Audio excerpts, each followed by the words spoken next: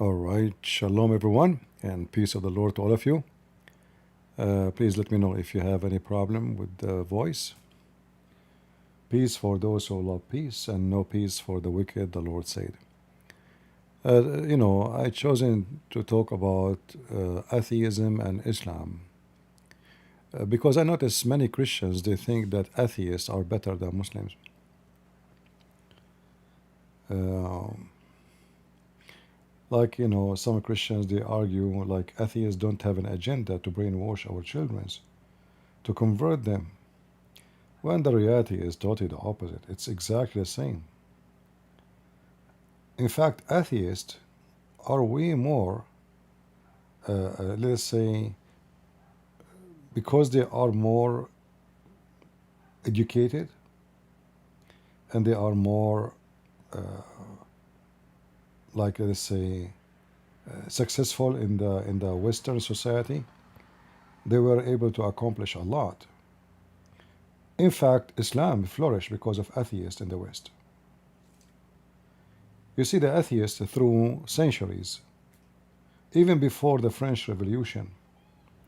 In the French Revolution, those atheists, they start slaughtering Christians, and supposedly the reason to perform justice, like the rich versus the poor. And the poor, they were rejoicing for killing the rich.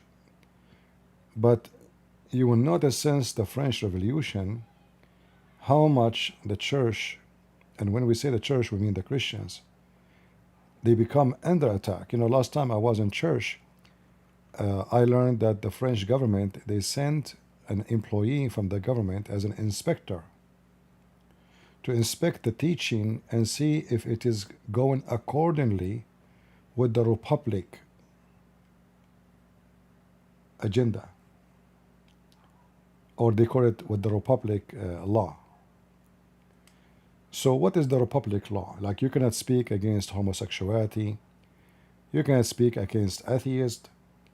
I mean, you just, so what they allow you to do as a Christian in France, do ritual, read verses from the Bible, Jesus, yeah, but don't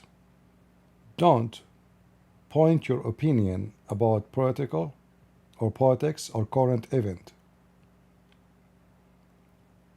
So simply they strip the church from the real target of the church, which is to fight evil and to correct the mindset of the society. So the church supposedly should be the voice of a truth for those who need the voice. And I say for those who need it because the one who is lost, not necessarily he needed, because he made decision he would not listen to the church. So atheism through history did a lot of harm for Christianity.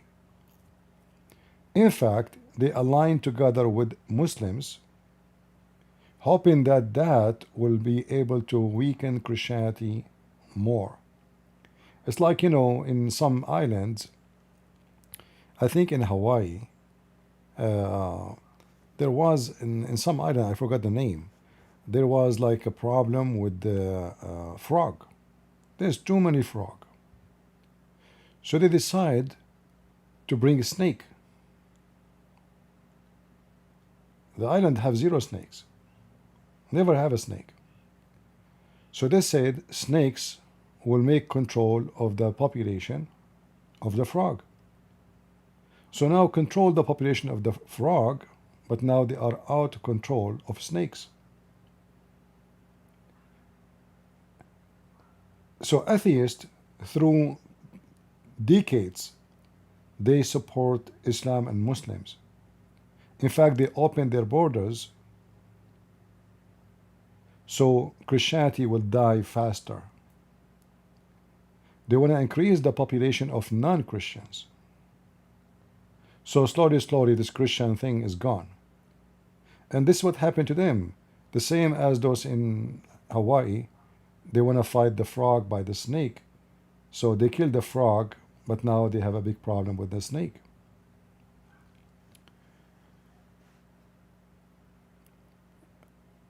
We know that Darwin is kind of a big name for the atheist. And one of the things Darwin he did, he wanted to prove that the black people are not a species like us, like not they are. He wanna make the connection between a human being and monkeys. So he brought black men and he put them in cage to study on them, to prove his theory that monkeys become men.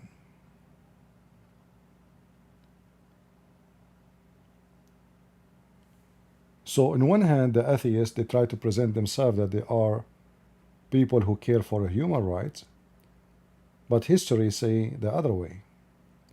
They are very racist, they are very vicious and very stupid, even though they are more educated than Muslims.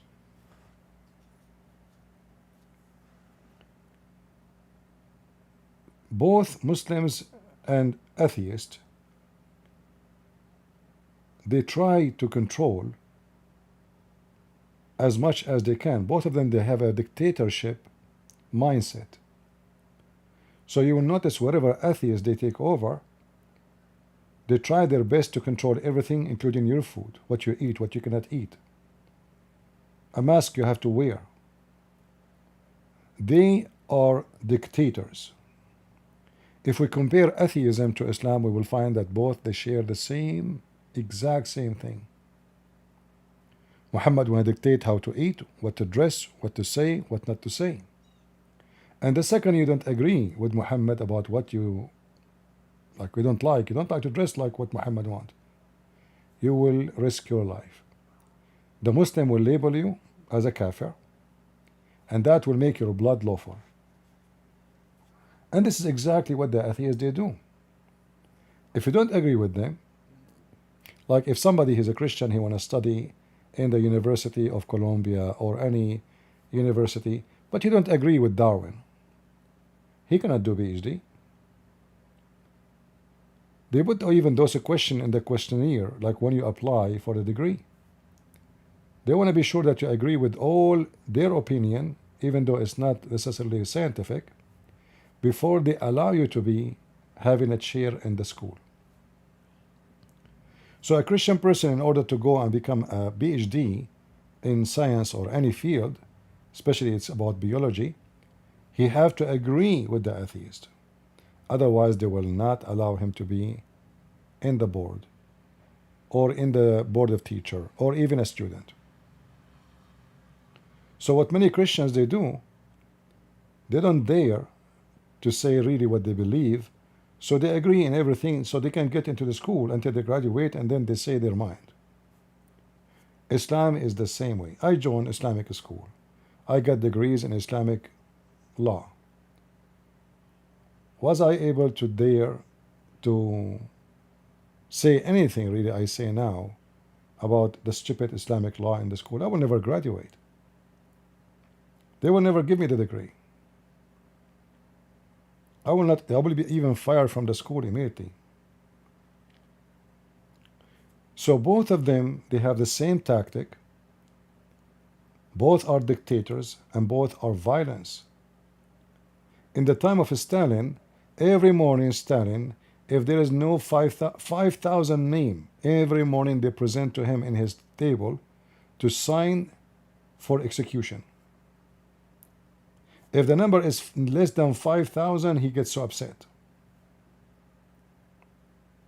5,000. The communists took over all the land which is controlled by so-called Soviet Union. All the churches become libraries. Every single church turned into library owned by the government. All the churches in Russia, in Ukraine, in all the Soviet Union.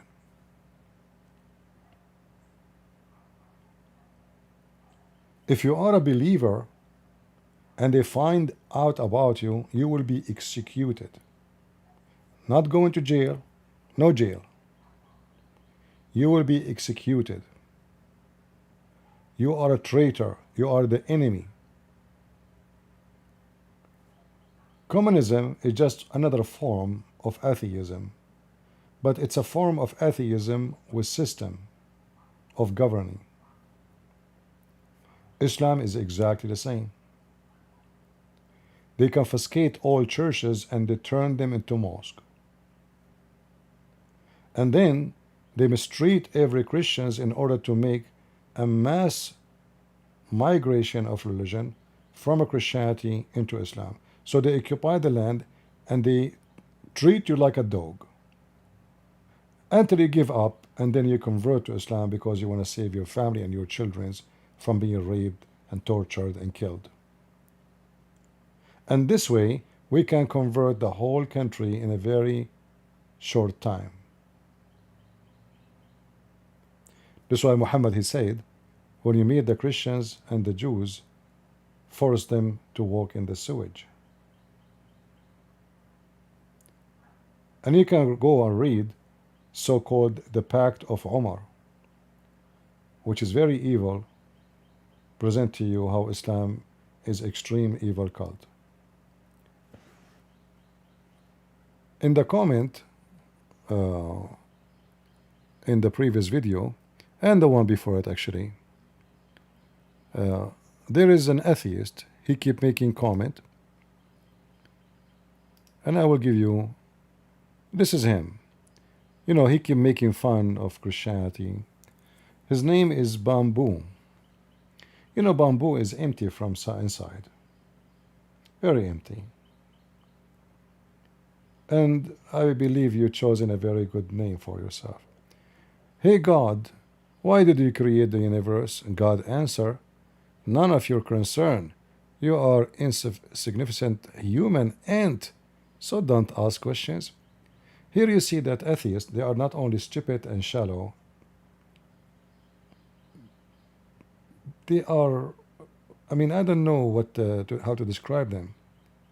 If we ask this donkey, is that what the Bible really teach? That don't ask me questions and you are nobody? Or the Bible says, for God loved the world, he sent his only begotten son. So the donkey like you should know that God did not create a world to hate and to demolish and destroy. In fact, God, he created this world to share his glory with us. You know, when God, he gave us our senses, and they are involve joy, not necessarily only pain. In fact, even the sense of pain, God gave it to us as an high technology sensor to know that we are sick or in danger. I will not know that I'm going to be burned if my skin don't have the sensor and the alarm system to tell my brain that this is hot, this is dangerous. So if I touch something so hot, right away, in the speed of light, my hand will move away from that object. So even that pain was given to us for our benefit. Even science prove that when a human being, even when he is sad, when he cry, he feel a lot better. It take a lot of his stress. Even crying was a given gift to you. But an atheist, he is a bully and stupid in the same time. In Christianity, God, he spoke to Adam. Even you can say, as he is saying here, he is just a human, he is nobody. But we see that God, he said, he felt sorry for Adam. Why God want to feel sorry for anyone? Who is Adam? So here you see, you stupid idiot atheist, that God in Christianity is loving and giving, and he really treat us in a way you cannot imagine. But because you are an animal, literally, you reject to be human. For us, we are a human. So when God he created Adam, he was thinking about how to make Adam happy. And that's why he created Adam as male and female. And he gave Adam all the senses to enjoy life. You enjoy life when you eat food. You enjoy life when you have a child. You see a gift of God coming to you. God gave you the ability to reproduce. In other way, he make you God, which means you can create even though you are not really the creator, but he gave you the ability to reproduce. That is an amazing gift. If you watch in YouTube, there's tons of videos will show you how a cat carry her kitten from place to place to protect them and to feed them and to care for them. It's a cat. As long as you are a stupid atheist, you should ask yourself, why the cat, she love her babies while you as an atheist, you do abortion to them?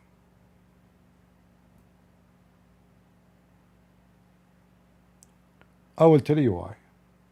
Because you are not even an animal. You are a wicked. A cat, she is willing to die to protect her babies. A chicken, go and see the chicken. Go and see a fish. She swallow her babies inside her and move them from place to place. She open her mouth, all the baby fish go inside her, and she go directly to protect them from the risk. A fish. What an atheist he is desperate to do. He want to have sex. They want to open their legs. And they want to kill babies. And then they speak about logic. And they try to be logical. But I never find one atheist is not stupid when he speak about logic. Look at this comment here. The Muslims hate the Christians. The Christians hate Muslims. The Jewish hate Christians and Muslims. The Baha'i hate the Muslims and the Christian and the Jewish. You know, first of all, obviously you don't have any intelligence and no education. Well, I cannot forget that you are a donkey. In fact, I apologize to donkeys. I will tell you a story about donkeys soon. Find me one place in the Bible it says that the Christians commanded to hate anybody. Isn't it Jesus says, love your enemy, you idiot? So when we debate Muslims about Islam, or we speak to you about your stupidity, this is not because we hate you. That's because we want to save you. This is how Christians, they see it. We are not here coming to kill the Muslims or to kill you. We are here to invite you.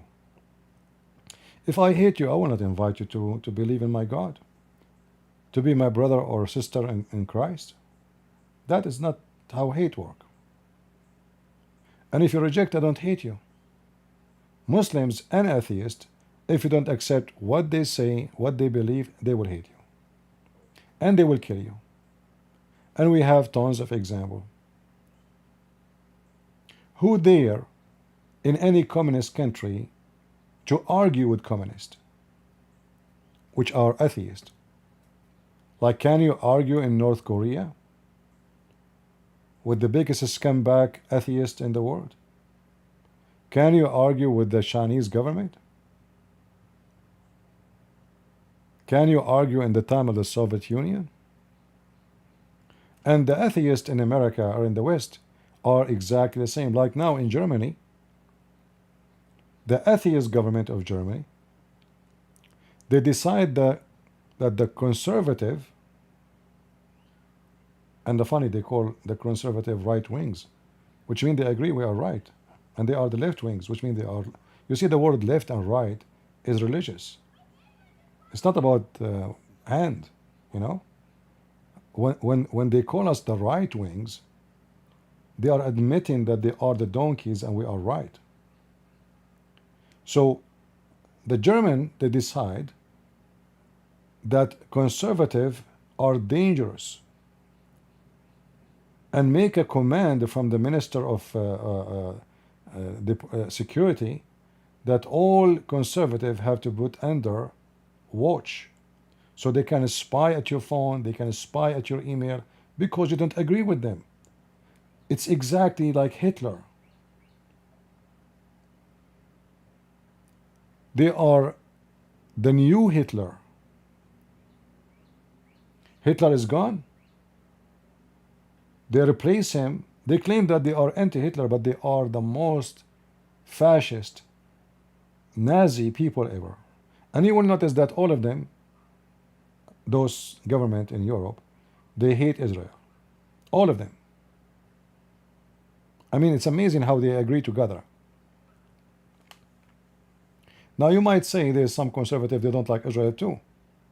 But there's a big difference. The atheists in Europe, they join Hamas.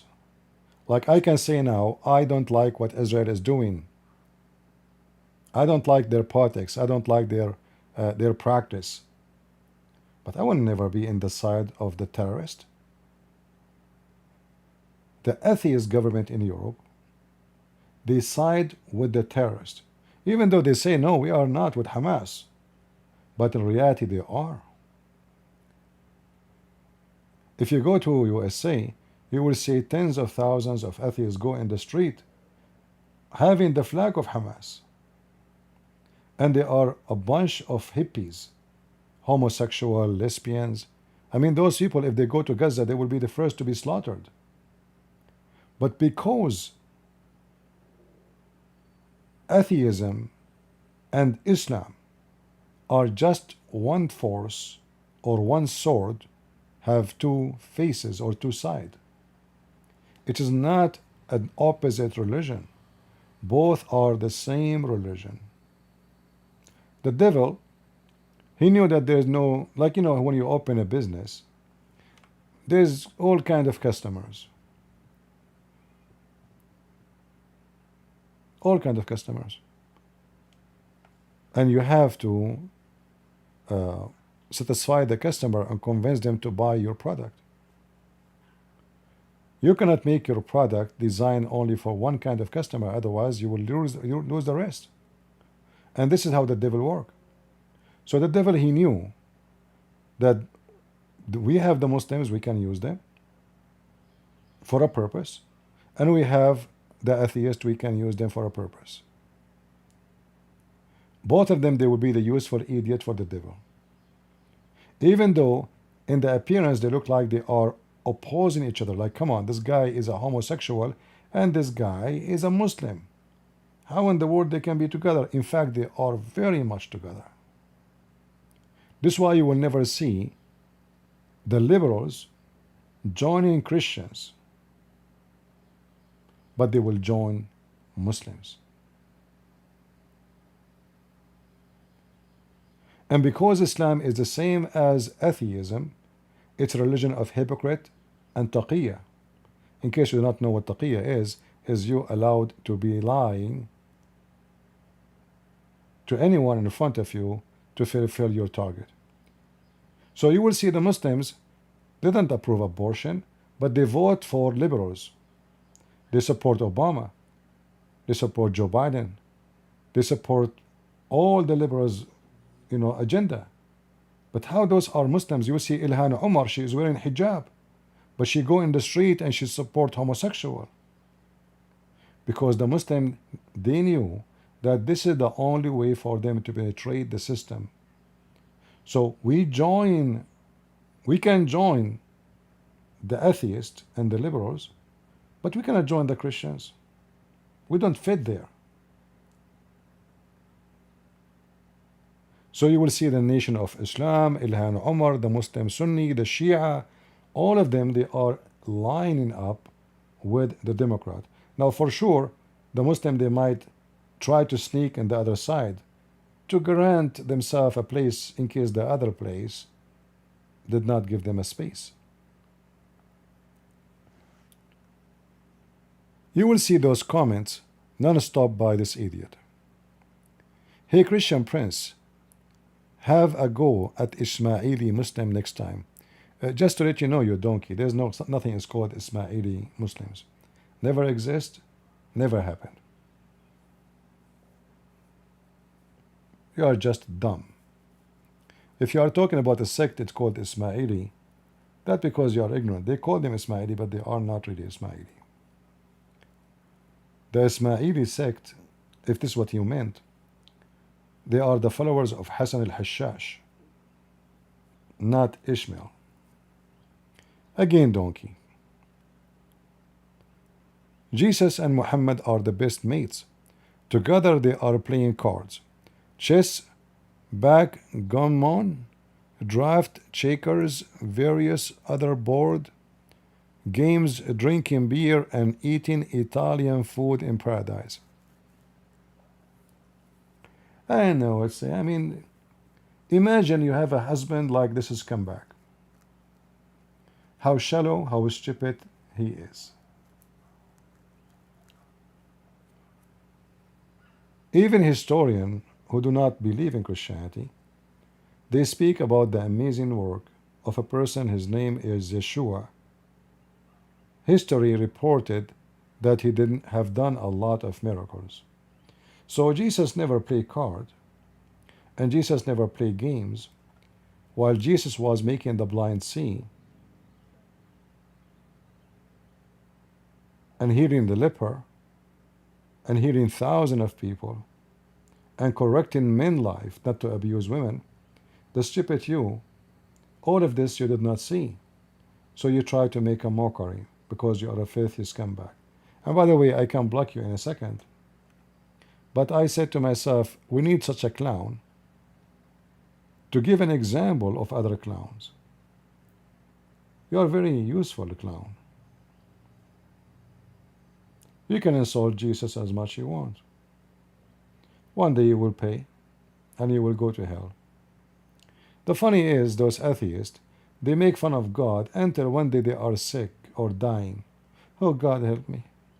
Oh God. Because they are obsessed with life. Suddenly they believe in God. Give him cancer. You will see how he will change. Because he is looking for any hope. Not because he believes in God. Because he is a filthy scumbag, selfish. An atheist, when he is healthy, he feels he is God. As soon you strip him from his health, he want to be a believer. But you cannot fool God with that. You know that you never believed in him. You are begging because you need. Imagine you have a son.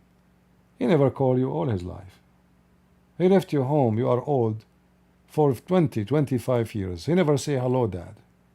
And one day, he is arrested. Oh, he did not pay his mortgage. Oh, they are kicking him out of his house. He called his father, asking for help.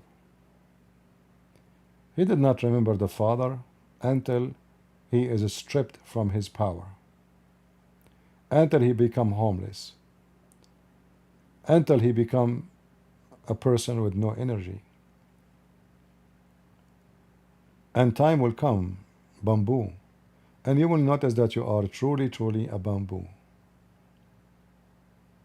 Wide, but empty from inside. In reality, you are not even 2 millimeter thick.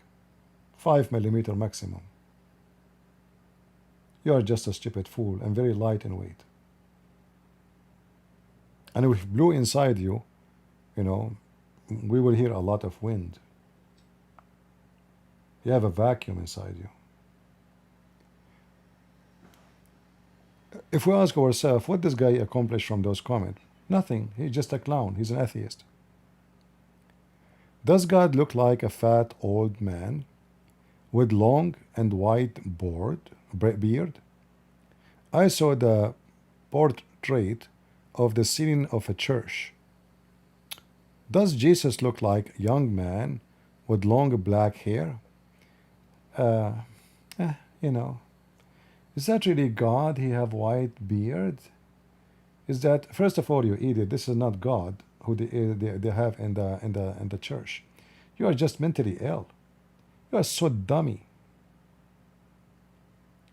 You can purchase books anytime to read about icons and their history.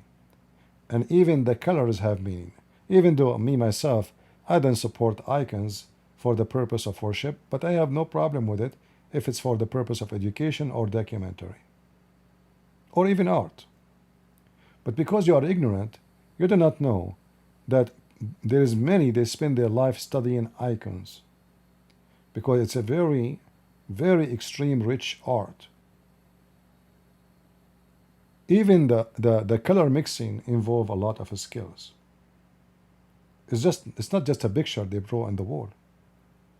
So you do not know what are you talking about, and again you are being a clown trying to make a mockery. But I say you are mocking nobody except yourself and your ignorance. And you know, we will find more comment like this. I read the Bible many times and still I don't understand it. Am I stupid? You just give yourself the answer. Because the Bible is the most easy book to understand. God loved the world. God created the world. God created man, so man share his glory with him.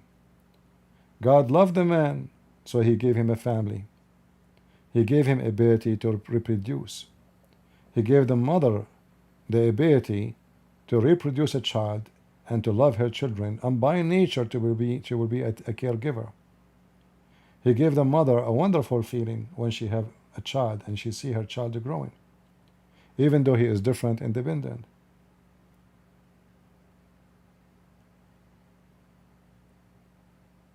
Everything around us is a proof of God, because there is no science can tell me why a chicken love her babies.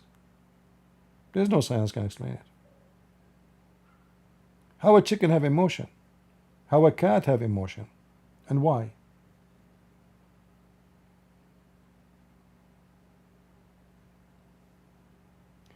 In the other day, I was watching a documentary about crab.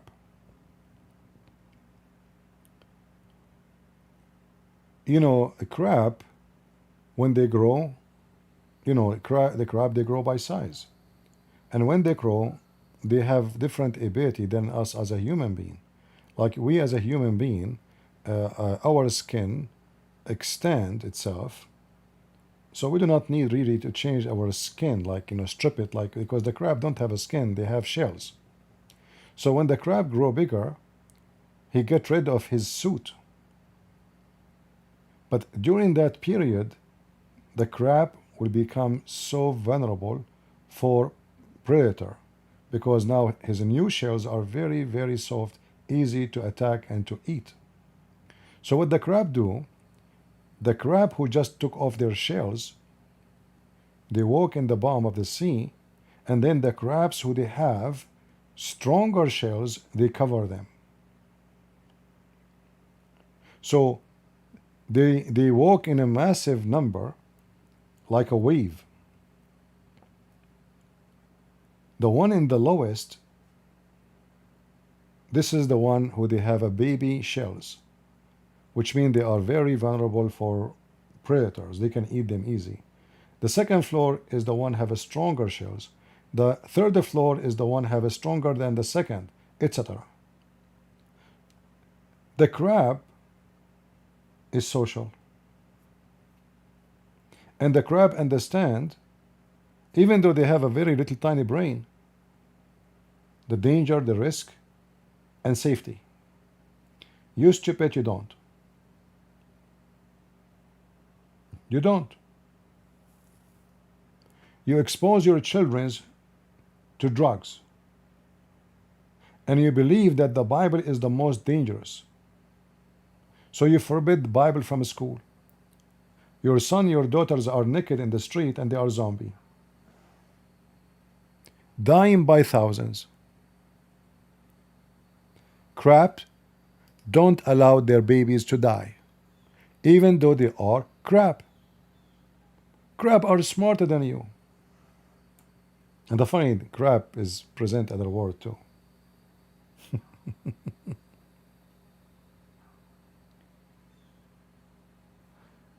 If we go to Google, Actually, if I go to YouTube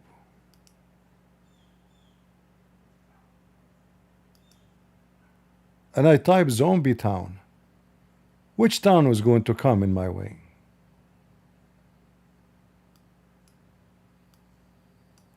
Zombie.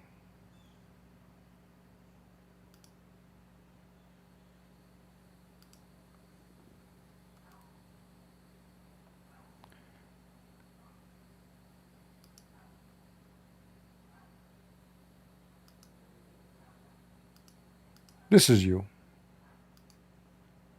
And those are your kind.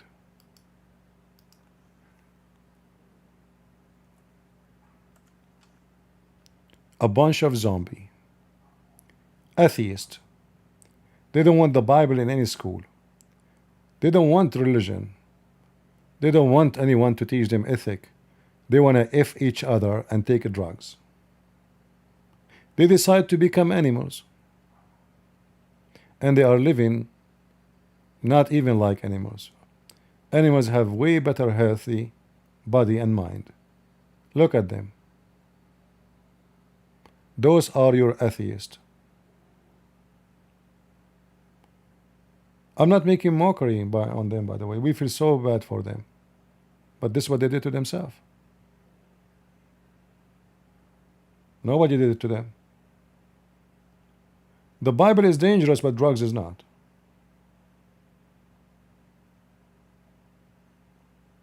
They opened the border for migrants who they sell drugs and import drugs from everywhere. They opened the borders for everybody, not to doctors and engineers and people that have a PhD and scientists. No, they opened the borders for every person. Not necessarily all of them in the borders are coming out bad. Don't take me wrong, but it's enough to have 10% of that 100% to screw the society. This is you. Those are your towns. Can we say this is a Christian community? We know the answer. This is not. The city, in fact, if you go check, more than 97% of it are atheists. The whole country, the whole place is high. And look, this woman, she supports Hamas. She is wearing the scarf of Hamas. Stupid. Zombie. And then you come to make a mockery of us. Christian Prince, your friends don't like my comment. What did I do? I want my mommy, who is the Virgin Mary. Or is that the mother of the Prophet Muhammad? Yeah. Filthy scumbag. What I can say. But I want you to be always remember that atheists are no better than Muslims. Even sometimes atheists like now, because atheists they felt the threat that Islam became a threat to them. So some of them they are trying now to join the fight against Islam, but the fact they are the one who made Islam come to this land, and they are the one who sponsor Islam. They are the one who promote Islam.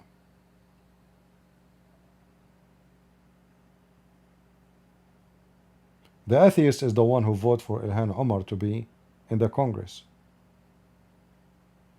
No Christian will vote for those people.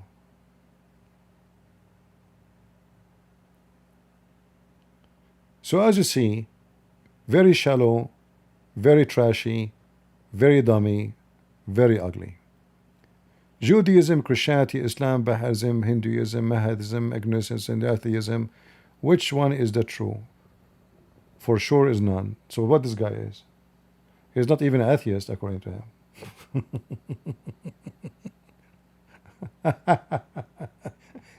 He is the animal who have nothing. I'm willing to be a baby sitter for baby Jesus.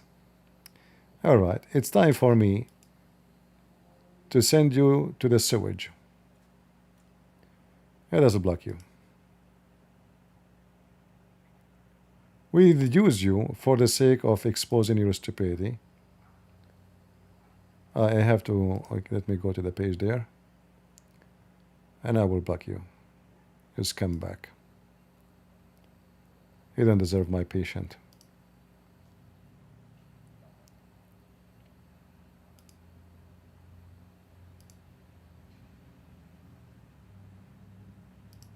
I have to, let us see, where is the comment?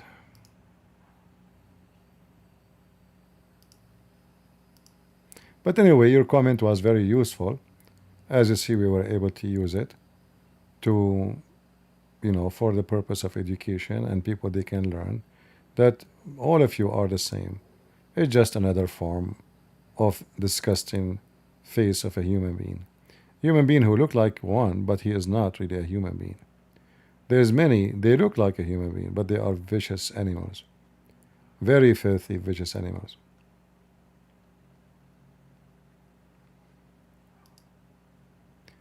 And time will come and you will pay. You will pay. Let us see what will happen to you when you are sick and dying. You will cry. You will weep. You will beg for mercy. And the filthy you will be sent to hell. Alright, I just blocked him. Usually I don't block people, but you start insulting Jesus, I'm not going to let you stay. You can oppose us, you can, but the second you reach that point, that is the point I will spit on you and at your mother who gave birth to you.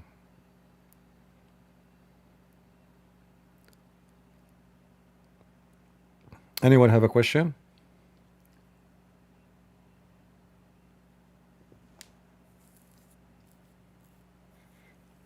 Yeah, I don't mind people to insult me, call me names, attack us, speak against Christianity. But the second you start making mockery of Jesus, I will let you go.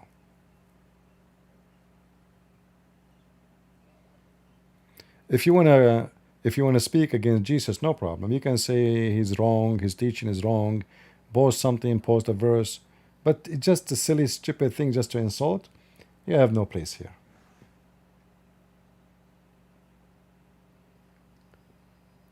Any question?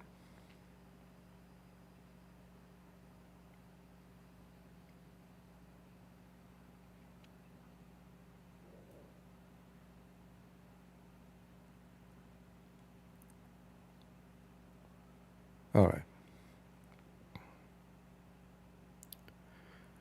Making and selling alcohol is a sin? You mean in Islam? Yeah, this is in the Hadith, not in the Quran. The Quran actually praise the alcohol, and then the Quran contradicts itself, saying that alcohol is from the work of shaitan. And then Muhammad, he said, this is when Muhammad, he got so sick because of the poison, he's dying, he cannot drink alcohol no more. Otherwise, Muhammad used to make alcohol, teach how to make alcohol, and he used to be drunk. The hadith says yusqa lahu bis-saqqa, which means he drink like an elephant.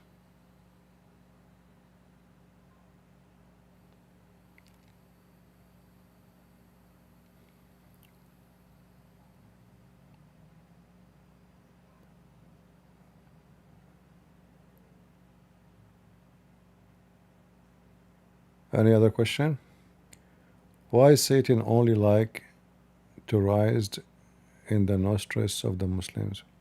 Yeah, for sure, this is one of the stupidest stories of Muhammad. I mean, is Satan, like those Muslims, sometimes they make Satan so powerful, and then they make Satan as a mosquito. I mean, even a mosquito, if go inside your nose, you will feel it right away. So Satan is so small to go. Why Satan will go in your nose? I mean, just Muhammad, the story of stupid Muhammad is endless. However, we are grateful for the stupidity of Muhammad, because Muhammad is smart is very hard to fight from Muhammad the stupid. You know what I mean?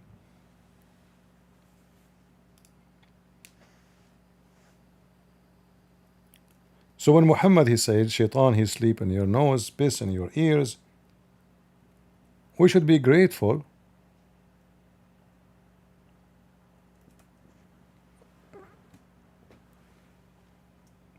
to the stupidity of Muhammad, for that will help us more and easier to expose him that he cannot be really a wise man, not even close. Shaitan, he piss in your ears, sleep in your nose, play with your penis, round around your penis if your wife. Shaitan, he take hair from your butt. Shaitan, he will not stop taking hair from your butt until you fart during the prayer.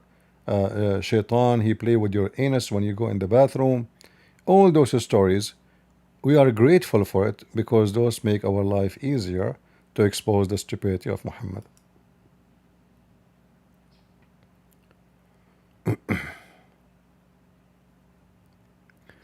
Where in the Quran mention, the Quran is not talking about the mother is blessed, but the Quran says speak about to take care of your parents. However, Muhammad, he called his parents najis, which mean filthy. Remember in the Quran it says وَإِنَّمَا الْمُشْرِكُونَ najis. This is why Muhammad, he said, when a Bedouin he walked by, the Bedouin asked Muhammad, where is my father?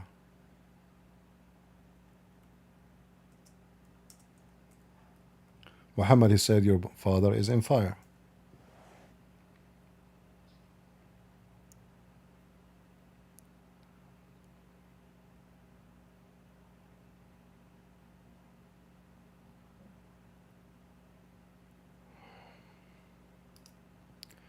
The man, he get upset. Muhammad said to him, your father and my father in hellfire. So the one who called his parents najis, he did not respect his parents.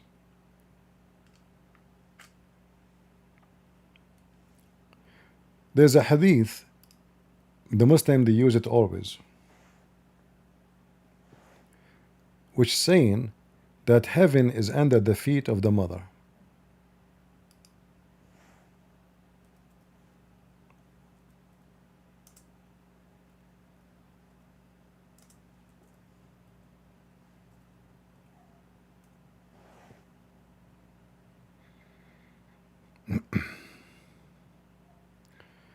Let me see if I can find it here.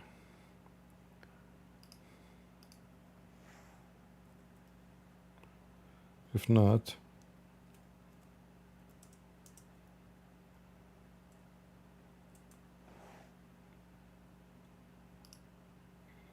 let us see.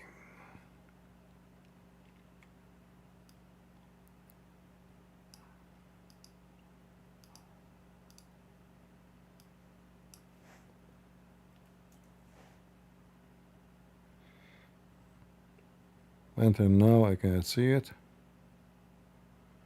Here there's other form of it.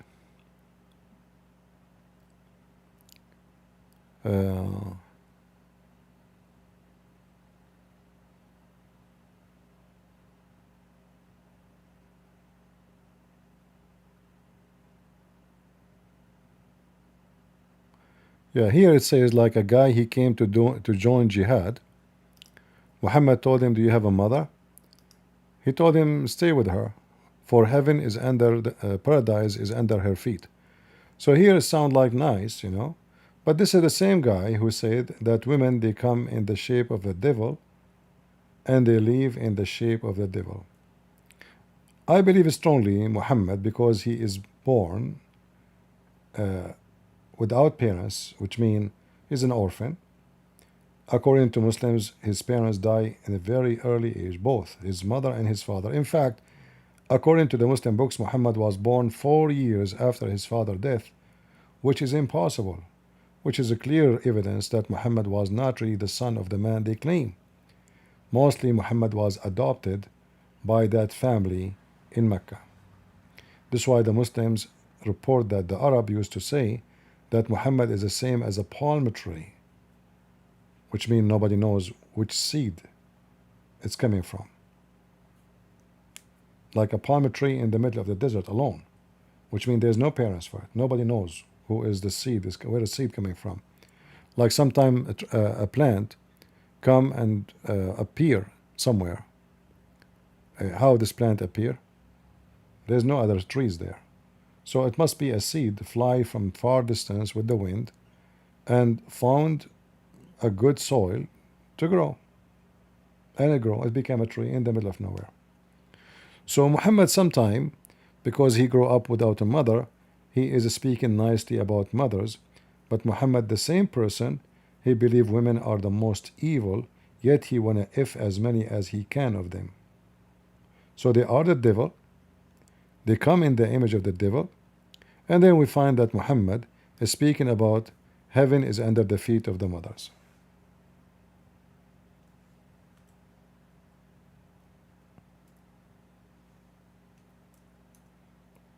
It can't be both, because the mother of this man, she is a woman.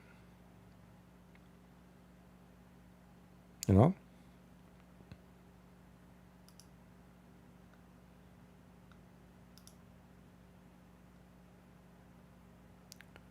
For some reason we are not able to zoom in. Here we go. Any other question?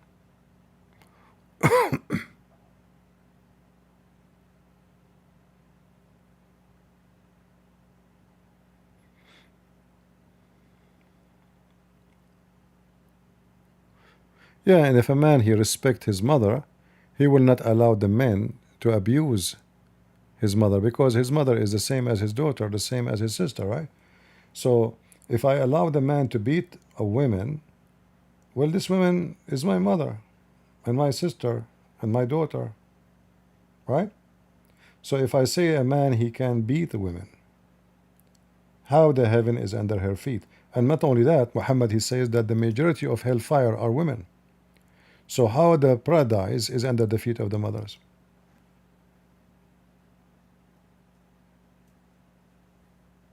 According to Muhammad, Allah told him the majority of hellfire mankind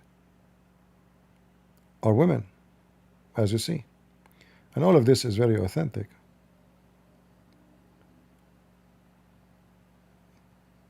Not 50-50, not 60-50. The majority, which means the massive number, we can say 90 to 10. So 90% or even more of people of hellfire, they are females.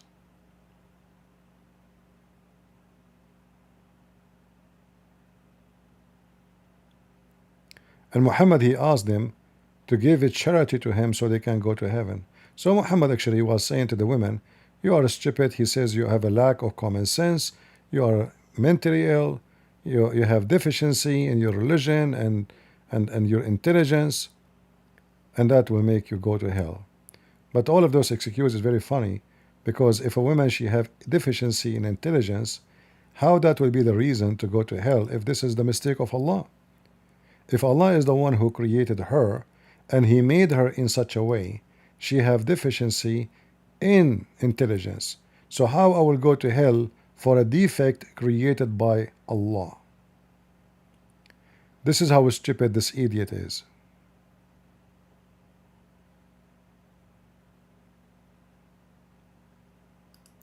This is not a statement of someone having intelligence, but he have a wicked, stupid mind. Why women they will go to hell according to Muhammad? Because they have menstruation and because they have lack of intelligence. But neither of those it was created by women, if they are true. I mean, yes, the women have menstruation, but the lack of intellect, this is depend from person to person. There's men are so stupid, there's men are so smart, there's women are so smart, there's women are so stupid. This is different from place to place. In fact, we inherit from our parents a lot of things. Like, you know, if both parents are with high IQ, most likely the children's will be the same. Same, you inherit your height, you inherit your color, your hair, your eyes, you know, it's a mix of two DNA together. If one of them have a defect or both of them both have defect, then the defect in you will be double. So if your mother is short, your father is short, they will give a birth to a son, he's a shorter. If the man is short, the woman is taller, then the son will become taller from the father, most likely. If a white man marry a black woman, the son will become not totally black, not totally white, mix. So what Muhammad is speaking about here is just a form of stupidity. Because even if this is true, that women they have a lack of intelligence and they have menstruation, how would that be the reason to go to hell? If you are Allah, the one who made them this way. You see, the Bible teaches us that God will judge you by your knowledge. Like what if somebody never heard of Jesus? Never heard of Jesus. God will not judge him the same as somebody heard of Jesus, invited to believe in him and refuse. So what God will do to the one who never heard of Jesus? God will judge him by his knowledge. Which means, when God created you, you see, when God created Adam, he did not give him a book. No book. Just don't eat from this, don't do this. 1, 2 commands and so forth. That's it. There's no traffic light, there's no bills to pay, there's no rules, there's nothing. Just don't do this. One thing. He broke it. He failed. But yet Adam, when he left heaven, and his children's, even though they don't have a book of God with them, God, when he created us, he gave us some kind of conscious. Excuse my English. I wish I speak better English so I can use better words. So he gave you some conscience to figure out what is wrong, what's right, at least in a limit. So when a human being he see blood, he knew it's evil. He get disgusted. He don't feel good. When a human being see other human being crying, he knew that this is sad. You watch a drama, a series of a drama, which is even fake, and many of you will cry because the scene was very emotional. Why you cry? Is that in the book of religion? Is that in the book? You cry because God, he implemented in you emotion to feel for others. So God will judge you by what you know.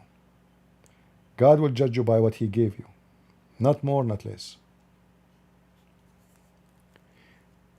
So if God created the woman and she have deficiency in her brain, as Muhammad claimed, how that would be reason to punish her for a crime she never commit? Who is the one who made her in such a way, if this is true? If Allah is the creator, he should be punished, because the defect is his fault, not her fault.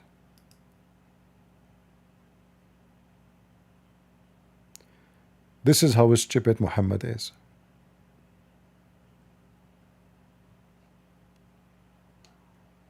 I hope I answered you.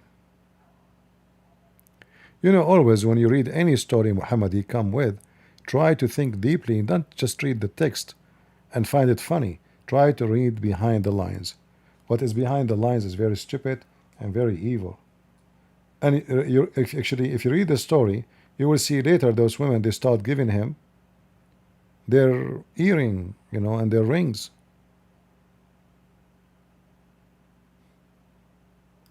So the whole purpose of Muhammad's speech is just to scare the hell of them and make them donate their earring, their gold, their bracelet, so he can get rich. It's a scam. I come to you and say, if you do not donate to Christian Prince, you will go to hell. Like this guy, what's his name? The one who claimed to be the Mahdi.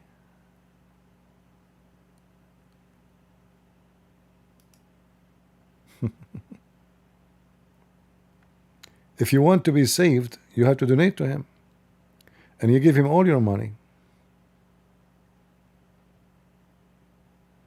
If you do that, you are saved. right? If you do that, you are saved. So all what Muhammad was saying, give me your rings, give me your gold, give me your saving, and that will save you from going to hell. Otherwise, you are going to hell. That is the devil Muhammad. Fearmonger. He scared them. Those women, they start, oh, Prophet, what we should do? We give it charity. And he asked his slave Bilal to open his dress, and the women, they start throwing their rings and their bracelet and their gold in that dress. Suddenly, the women, they will go to heaven. The same women they're supposed to go to hell, just because they gave some rings, now they are good to go. And they are lawfully qualified to go to heaven. Just pay. And we find this practice happen through history, not only by a scumbag like Muhammad. Many false priests during history, they try to scare Christians, say to them, if you don't give us money, I will curse you, I will cast you. The priest, he claimed that he present God in this earth. So he is the one who decides you will go to hell or to heaven. And this poor Christian, oh please, you know what I should do? I give us donation, give us money. But those that don't present Jesus, those are evildoers. In the case of Muhammad, it is Muhammad.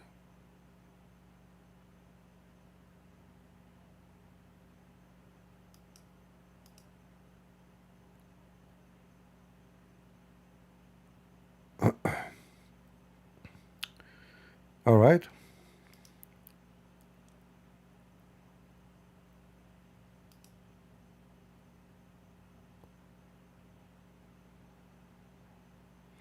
You guys keep talking about notification. How many times we say it? Subscribe to Patreon. Don't donate, it's for free. Download the app of Patreon to your phone. It is secure because this is financial website app. Is not made for chatting, it's made for finance, so it's very secure because it involves banking. So download the app, subscribe to my page in Patreon. Don't donate to me, no problem. The second I post a link that I'm going live, you will receive notification in your phone from Patreon. Just be sure the notification for that app is allowed. And you will receive notification to your email too.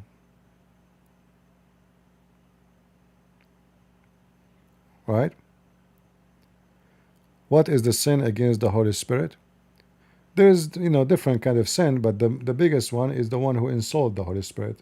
He will never be forgiven. Otherwise, all sin is an insult against God, and God is a spirit anyway.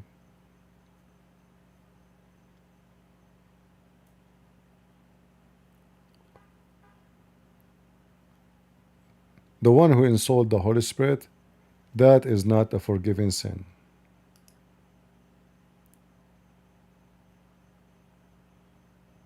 Now, we do not know.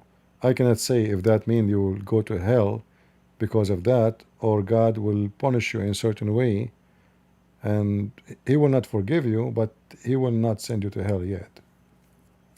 I cannot say, That is God's decision.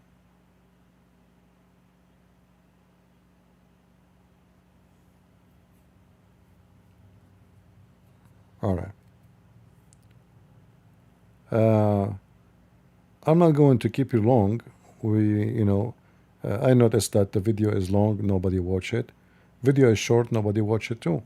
However, I do my part, and I like maybe YouTube is trying to conceal my channel because it doesn't make sense, like the number of viewers. There's no way we will have such a low view. But obviously, YouTube playing some games with us.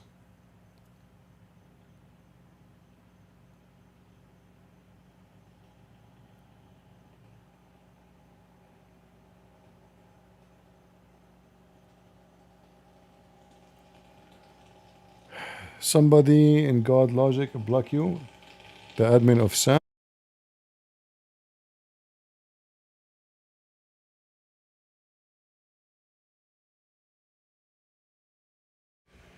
We have an idiot in our street. He bought those motorcycle, like bicycle motorcycle, and they make too much noise.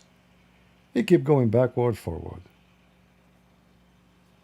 What an idiot.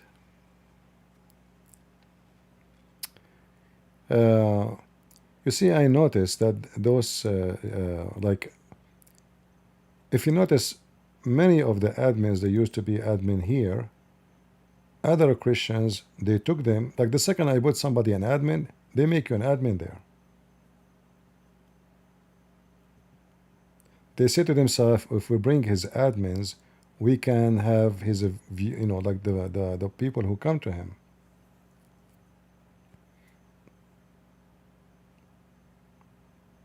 Most of the admins they have, they used to be my admins. And I warn anyone, if you want to be an admin to other channels, you have to tell me, otherwise I will take you off. Because I don't agree with those people. Most of them.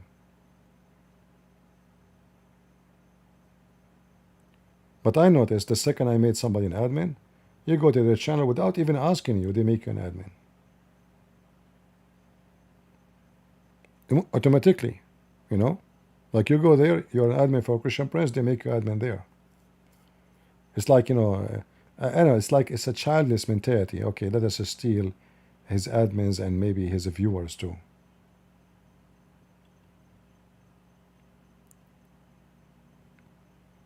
Same time, if you think those channels are not good, don't go there.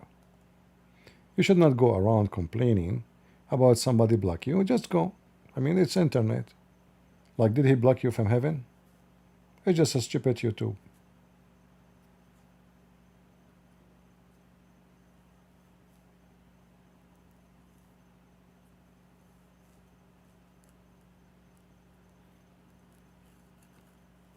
All right?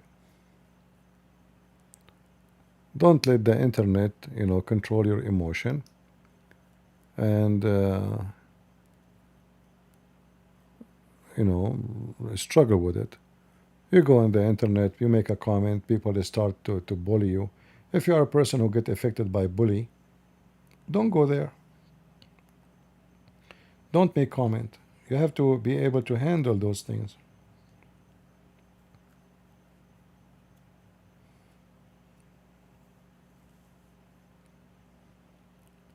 All right? Try, when you read a book about history, it can be a very sad history. Like if I want to read about how the filthy Turkish, they took over the city of Constantine, and what they did to women and children when they entered the city. This is a very painful history to read about. But my emotion will not make any difference. I cannot bring those people who've been raped and killed to life. I cannot get them their justice. I'm reading history now. I have to control my emotion and not to let this emotion take over me. Every day you see in the news something can hurt your feeling. Bad news, sad news, etc. You have to learn how to accept reality and then how to adjust to fight it. Don't let reality conquer you. Let reality teach you how to conquer it. Like we have a flood, and the flood come every year during the season of rain.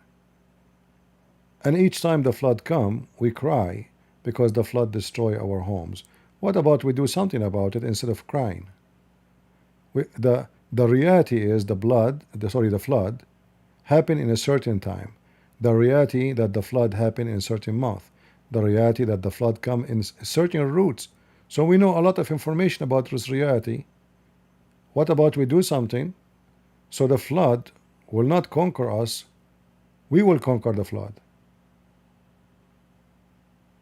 And we learn how to fight it. You know what I mean?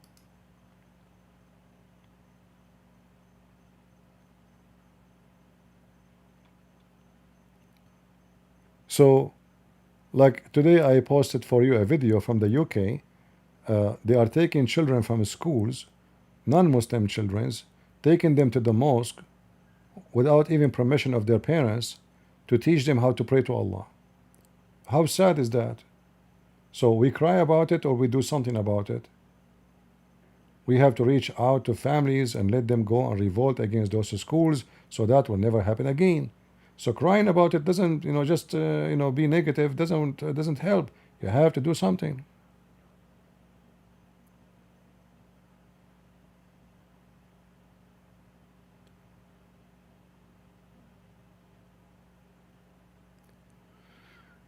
Is the hadith about Mary and Muhammad are sahih or weak?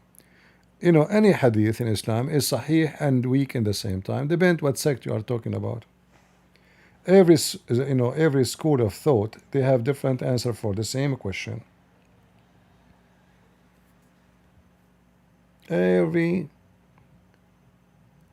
sometimes even the same school of thought or sect, they have multi-answer for the same. Like as an example, how many years the woman she can be pregnant according to Muslims? The same sect say 3 years. The same sect say 5 years. The same sect say 7 years. So which one?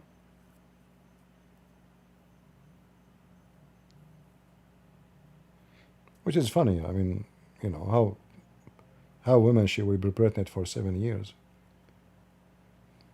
So in Islam, because there's endless,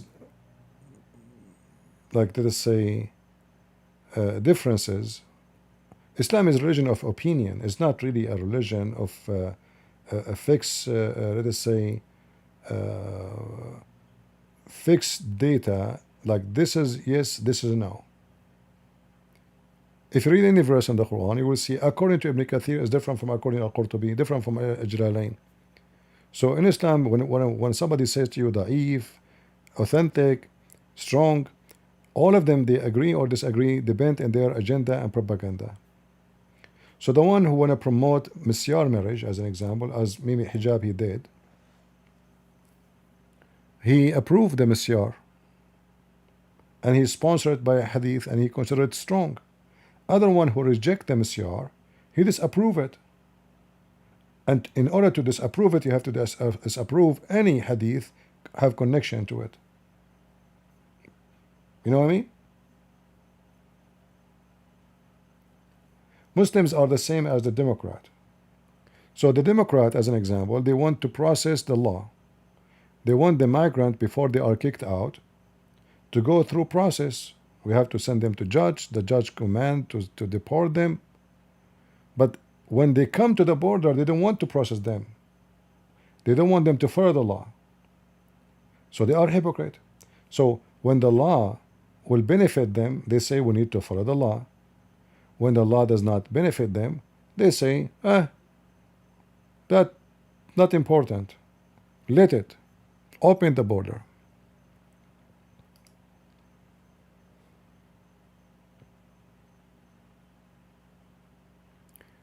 Like you see in Christianity, we don't disagree about what Jesus said. You will never see one person disagree.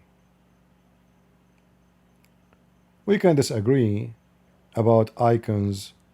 We can disagree about something not really biblical, But nobody can disagree, says, this what Jesus said here is da'if. Never happened, will never happen. You will not find one Christian disagree that this is da'if Paul, and this is da'if John, and this is da'if Peter. And that is authentic James. Correct? So in Christianity, we have yea, yea, nay, nay. Islam is not a religion. Islam is a collection of opinion. Muhammad himself is not even exist in the story. because every Muslim he have different story for the same Muhammad.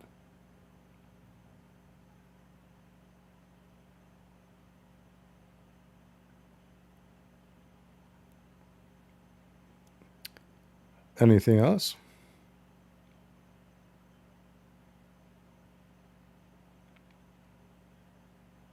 Like the story about this guy, the Mahdi. How many hadith, how many, everyone have different story about the Mahdi. And the Mahdi never exist. It's just a fiction person. Never exist and will never exist.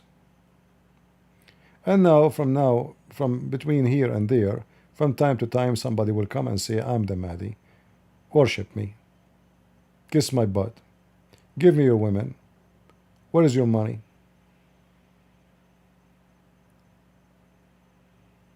But for us as a Christian, if somebody claimed to be the Messiah, we will know right away he's a liar. Because when the Messiah come, we know that he will come with the glory of God, not the glory of a man. He will not be like us.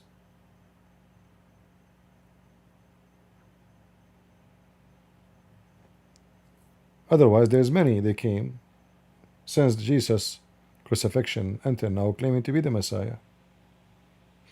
There is actually a guy, I think I forgot his name. He claimed to be the Messiah. I forgot which state he was, I think. He claimed to be the Messiah, and that his church have a tattoo. Is 666.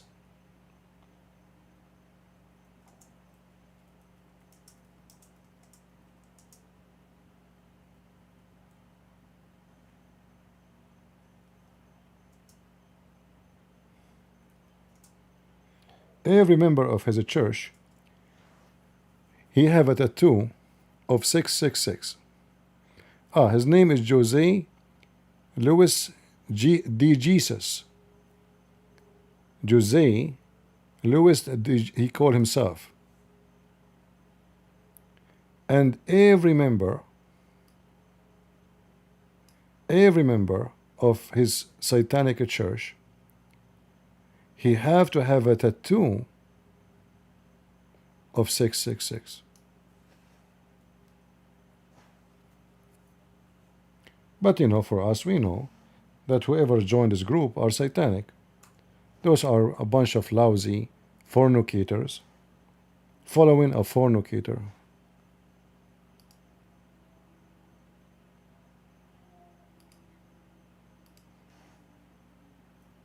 He opened a building, he called it a church, and you know, the women who attend his church are a bunch of hookers.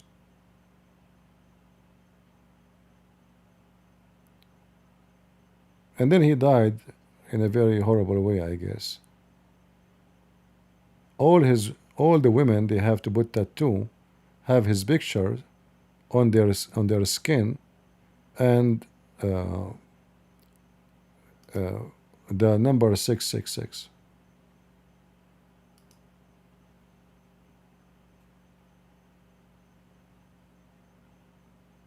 See?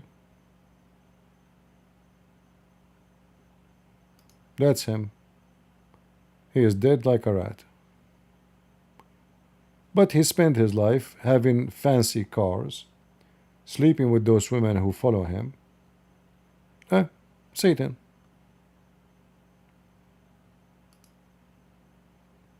Satanic man.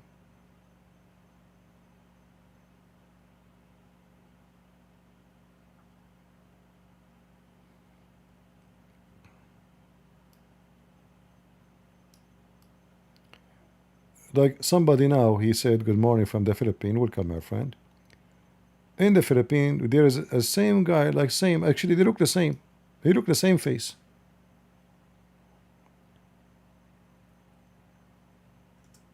He called himself the Son of God. He have about 4 million followers.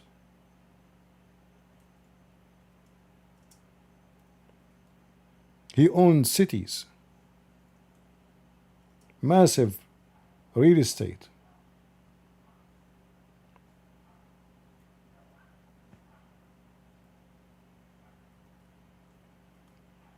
In the Philippines, when I was there, I offered to debate him. They refused even to let me even like, you know, join their station. They have a TV station.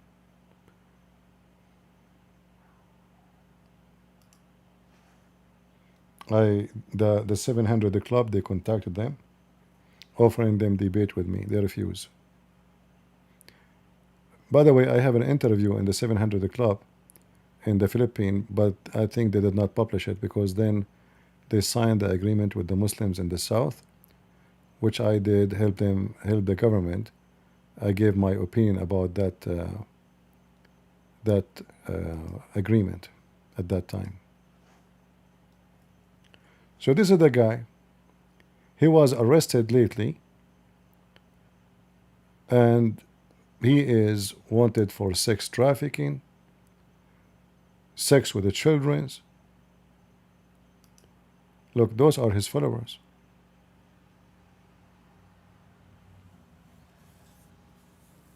They think he's a good guy.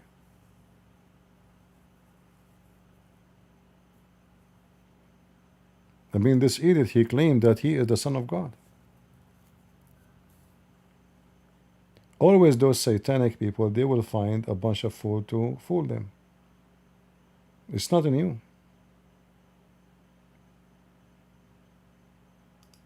If you see his real estate, look at this. Look, he have cities. You know, literally have cities.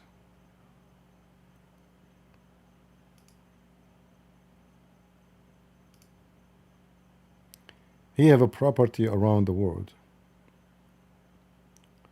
He owns thousands of hectares in Philippines.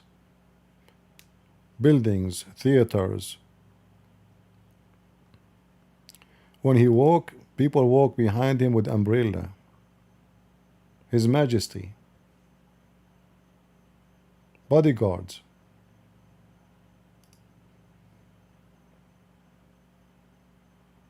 Yeah. Look at this. This is all his own. The Filipinos are desperate for food, for work. They go overseas to work in many kind of jobs just to feed their families. And this guy living as a king in the Philippines. He have no job to do. He is just a son of God. Give me your money. You live in the slum. I live in a palace.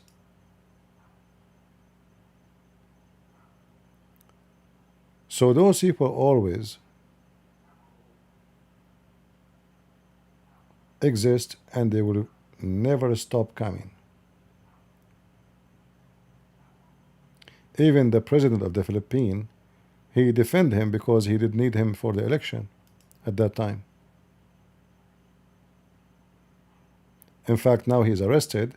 He gave the president of the Philippines, who is now in jail himself too, the authority over his property. Yeah, he's a son of God.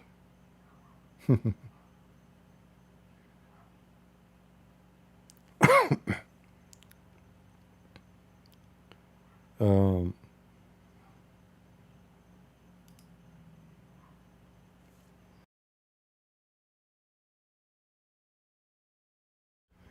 Maybe I can find you some of his videos so we can laugh.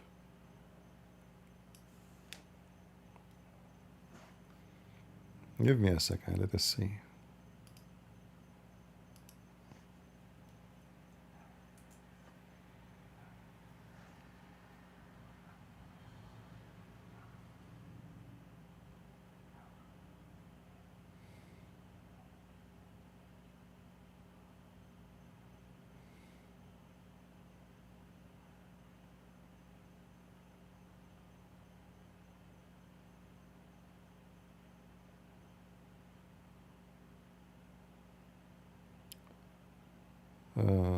Let's see.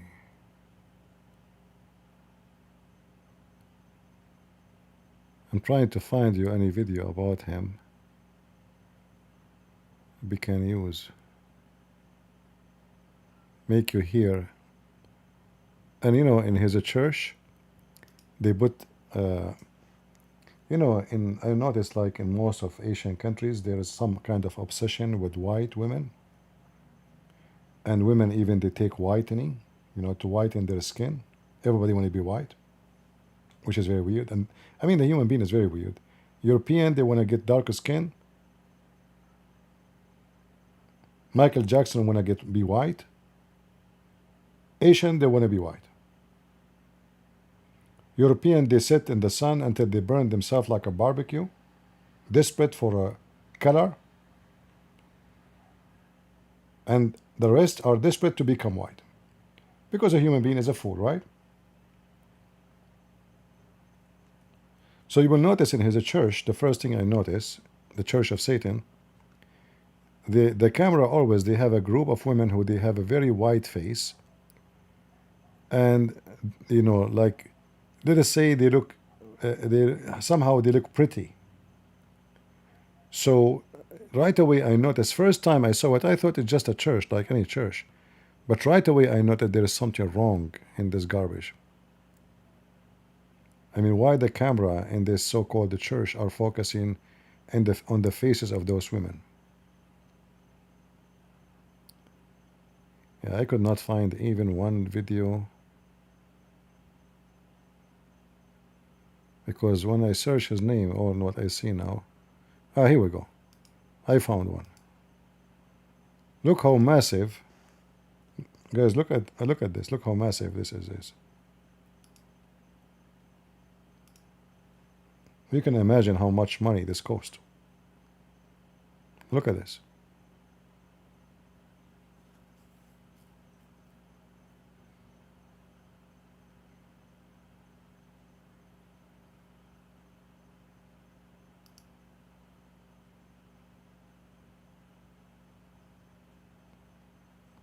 There is no sound for some reason. I'm not sure why.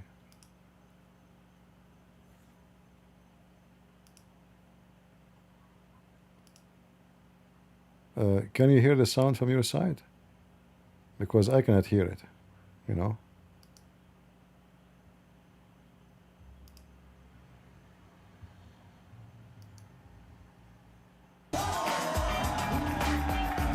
What happened? Why we jump here? And I don't know what happened. What? Oh, this is the same place? They jump from this to this? Yeah, you see, this is an example. Look how those women, their hair is done, their clothing, and the camera focusing on them. Big scam. Big, massive scam.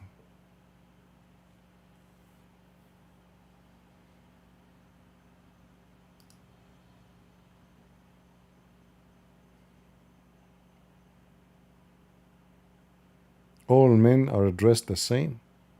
All women are dressed the same. Imagine how much money this is involved. All men, they dress the same suit, same look. Women, everybody. And for sure, don't forget that the Son of God, he is there too, you know. Yeah. And he established even organization for himself in USA, in California, in New York, everywhere. I don't know why the sound is not working in this video, because I wanted to make you hear the so-called Son of God. He is just so stupid, so dumb, and so fake.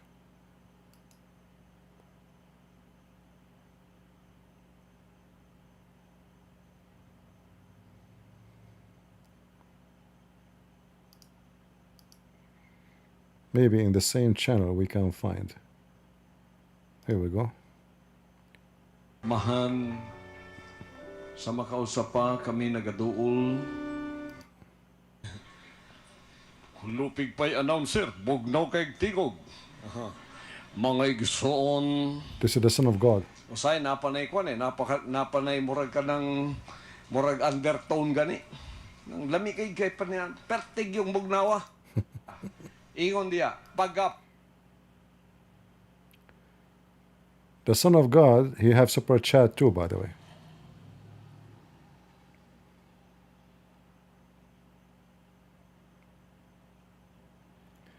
Is this a Pentecostal? What does have to do with that church? Those are just a bunch of false. Those are not Protestant. This guy, he claimed to be Jesus.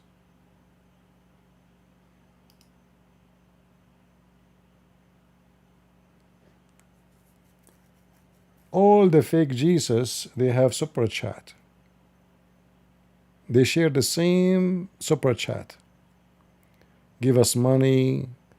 We sleep with your women. You know, and God love you. You know. Yeah. Yeah. I tried to debate him actually, but when I offer actually, I did not notice that this guy is. I heard him speaking in TV, so I said this guy is teaching wrong. I did not know that he claimed to be Jesus. You know, I didn't know that. I thought he's just a Christian. I thought they are Protestant, and I heard them. What this guy is talking about? You know, this is not even true. So. When I contact their organization, and I said, I wanna speak to him, and I'm wanting to debate him. They said, don't call here again. You know. And then when I spoke to the 700 Club, they have interview with me there. We spoke about, this guy, if they can organize any. Challenge of a debate. They told me this guy is so like he will never even, don't think about it. You know, he have millions of followers in the ground, money, weapon. You know, even the police when they came to arrest him, they have a very hard time to arrest him.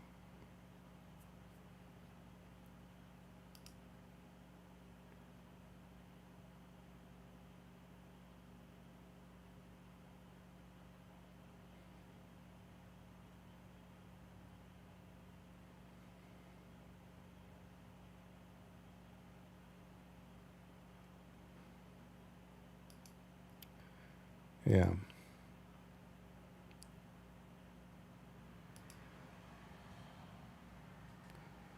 The 700 Club, I was invited to it by a Filipino actor. I don't know if you are a Filipino, I'm sure you know him. He is the one actually, he introduced me to the 700 Club.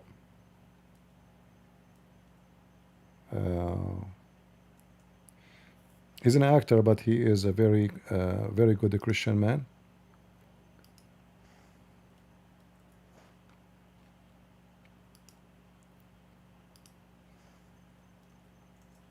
This is him. His name is Mary Kiamo. He have a program in the 700 Club too.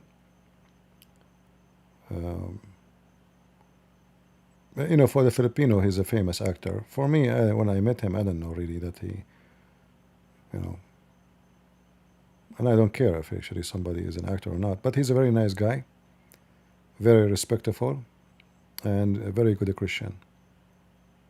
And he is a journalist in the same time.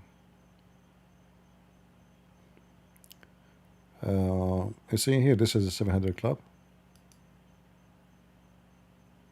This is Facebook. Where's the audio? I will always be thankful to Pat Robertson and the 700 Club for leading me to the Lord. Never kong naisip noon na balang araw ako'y mapapasama sa mga hosts ng Pinoy version nito. This is the guy, actually, I met with him. And as I've been told, that originally he is a Lebanese. This is the head of the 700 Club in the Philippines. And he is the one who did the interview with me, actually. All right.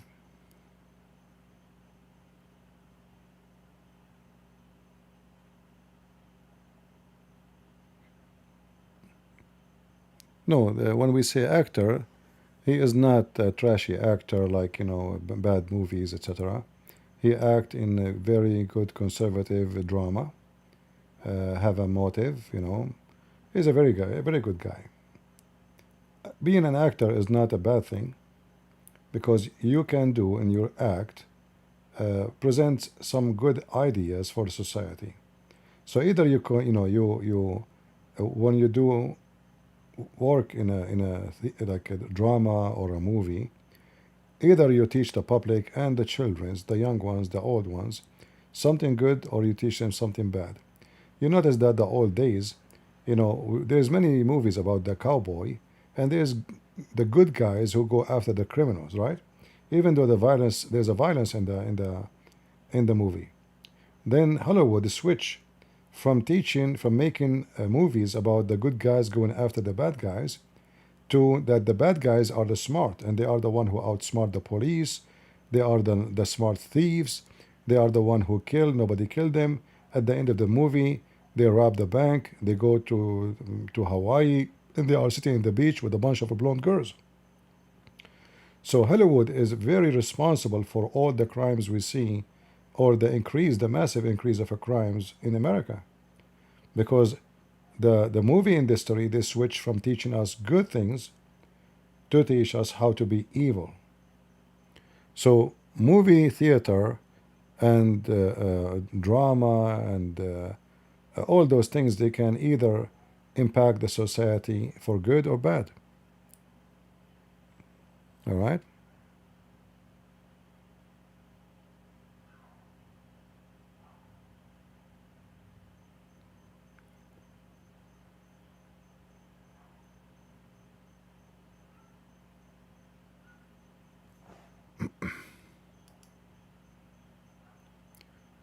Yeah. Anything else?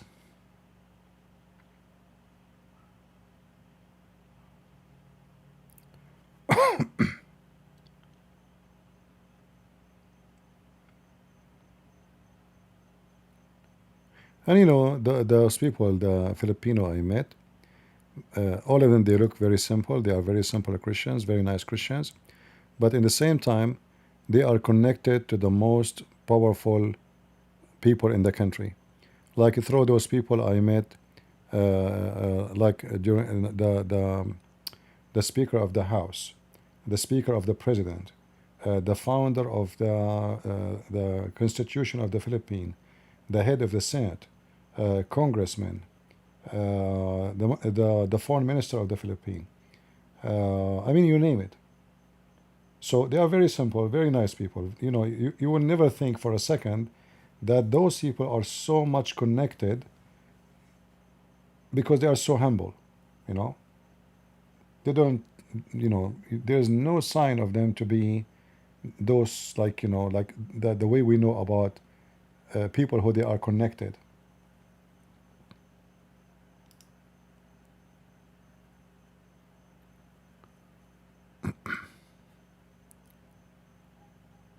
What do you think about Trump and BS weapon deal? Good. Let them take our junk. Because all those who, sorry, anyone buy weapon from USA, he's buying junk. Because in a few years from now, it's useless. No? They are just buying steel. They cannot copy them, they cannot make out of them something, and they cannot even use them. Like even when they sell you a weapon, you sign a contract that you have to get approval to use those weapons. Like when the Chinese, they sold their defense system to Pakistan, the Pakistani could not use it against India until the Chinese approve, say yes. Imagine, you bought the weapon, still you cannot use it. Okay? The Russian, they sold their weapon to Georgia and to Armenia. Putin did not allow them to use the S-300 against Azerbaijan during the war. He wanted them to lose the war.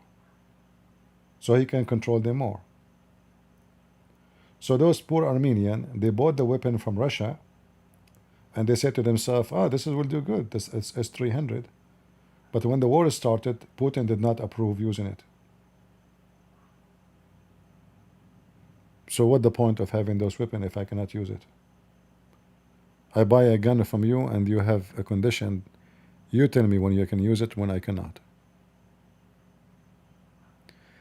Did Trump lift the sanctions from Syria? Trump, he can lift only the executive order which is made by him or presidents. He cannot lift the sanctions which is coming from the Congress. That need the approval and the vote, because that became a law. In 2003,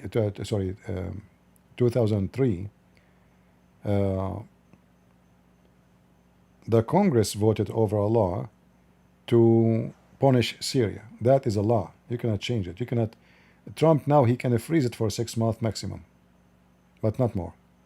So he can lift only sanctions is made as an like a president order, but he cannot stop the sanctions which is become a law except by the Congress. And until now nothing happened actually. He said he will lift the sanctions, but that will take time. I guess they have to negotiate more. You know, the Saudi prince, he want to outsmart the Qatari, so he asked for it before the Qatari asked for it, so the Syrian will say, oh, the one who did it to us is the Saudi, not the Qatari. I mean, it's life is funny. This guy is the head of Al-Qaeda, and now today he's standing next to Trump. Few months ago, he was wanted in the CIA website, FBI website, every security agency of USA. $10 million in his head. Today he is standing next to Trump.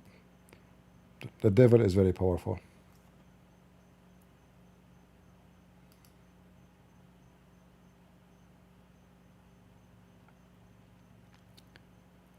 All right.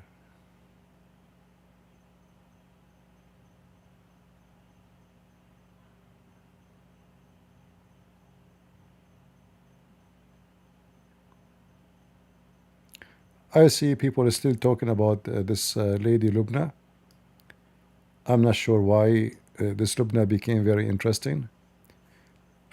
You know, I saw David Wood and Apostate Prophet making drama about her, and supposedly she is doing good work. In fact, I believe such people, they are very deceiving, because, you know, as David Wood, he said, Lubna, she is giving us a better image about Pakistani society. But is that really a true image about the Pakistani society? So those people, you know, you remember when I speak about Islam, she said, no, I did not leave Islam. You remember? So those people are very dangerous because they try to make Islam look nicer. So when you watch their video, you will say to yourself, oh, not all Muslims are the same. Look, she is a Muslim. She don't believe in this garbage. Like, you know, this is radical belief. Those are the extremists. But we know that this is not true. In Islam, there's nothing that's called extremist. Extremist Christian is a monk. True Muslim is a criminal. So those people, they are really dangerous because they try to represent, they call themselves Muslim and they insist they are Muslims. They never insult Islam. They never speak bad about Islam. And that will make them present Islam as in a new suit. So you can be more deceived. Like, not all Muslims are the same. Look, you know. So don't be fooled by those, you know, fake faces. I don't care if she contacted me or not. You guys are talking about her. Even David Wood, he posted a link for fundraise, a GoFundMe for her. I mean, it's a shame that we are going to fund a Muslim. She did not even deny Muhammad to be a prophet. Just because she have some tears in her face on live on camera. And do you think really someone he have a threat of his life, he will still go in camera. And you know, I want to move out, but I don't have money. I quit my job. Why you quit your job? The one who quit his job, he have money. And those people in the UK, they get paid for their children's, they got welfare, they got a free health insurance, free education, and the father of her kids will pay for his kids too. But the Christians, they are very nice Christians, you know, GoFundMe, GoFundMe. I mean, the GoFundMe is the biggest scam ever from whoever he tried to use it, Christians or non-Christians. Anyone want to get rich, he may GoFundMe. And those emotional Christians, right away they give money. I want to buy a car, GoFundMe. I want to move, the Muslims, they threaten me, GoFundMe. Oh, yesterday something wrong happened. I cannot tell you what happened. I called the police. What happened? They left a card in the front of her house. She want to tell us what happened. GoFundMe. You know? You want to be rich? You want to scam people? I mean, I'm not against somebody go for GoFundMe for something very serious. But are you serious? All those, if you check in the last year, all those who present GoFundMe, Christians or Muslims, the first thing you will notice that they are using you and fooling you. They are trying to make you be emotional to give them your money. What they do with the super chat? I mean, super chat is coming, the money coming like rain. Suddenly now they don't have money to move out. How much it costs to move out? If I live in here and then I want to move there and I'm renting here, nothing will change. I wouldn't move different place. I would still I will pay rent. Nothing changed. I will rent a U-Haul. How much is going to cost me to move out? 3,000, 5,000, not 200,000. GoFundMe.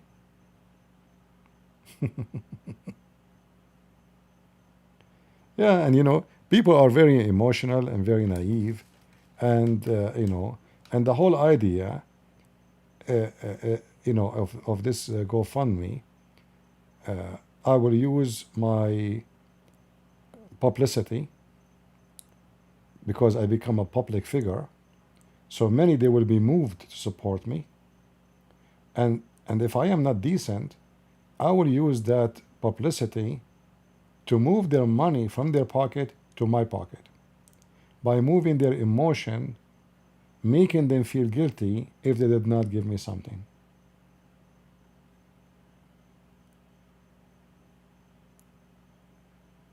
You don't have to agree with me, but if you check every GoFundMe mentioned by those people, you will not find something real. They are just playing with your emotion.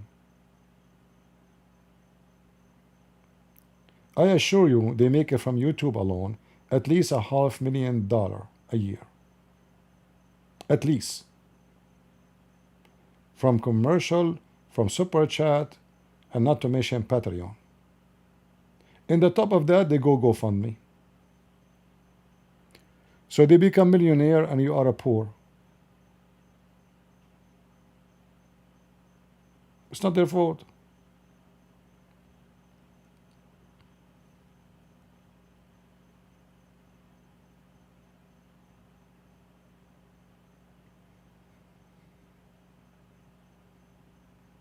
Right?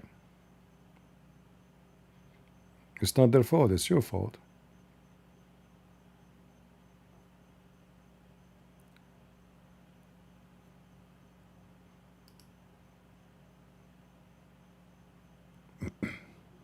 Anything else?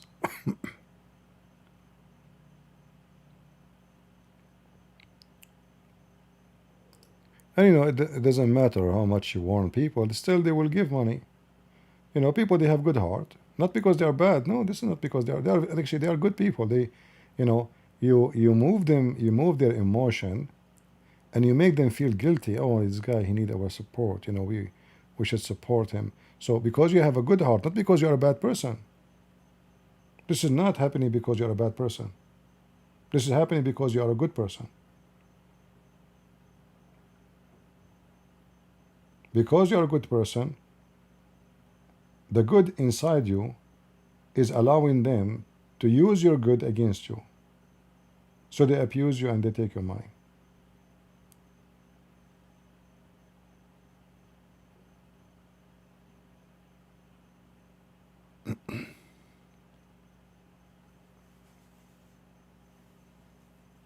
If I ever go for fund me, that's because I'm really bankrupt. I cannot really, I mean, something horrible happened. It have to be something horrible. Like I cannot even pay for my, I mean, even, you know, like I told you before, I spent the whole year, God is my witness, the whole year without heater.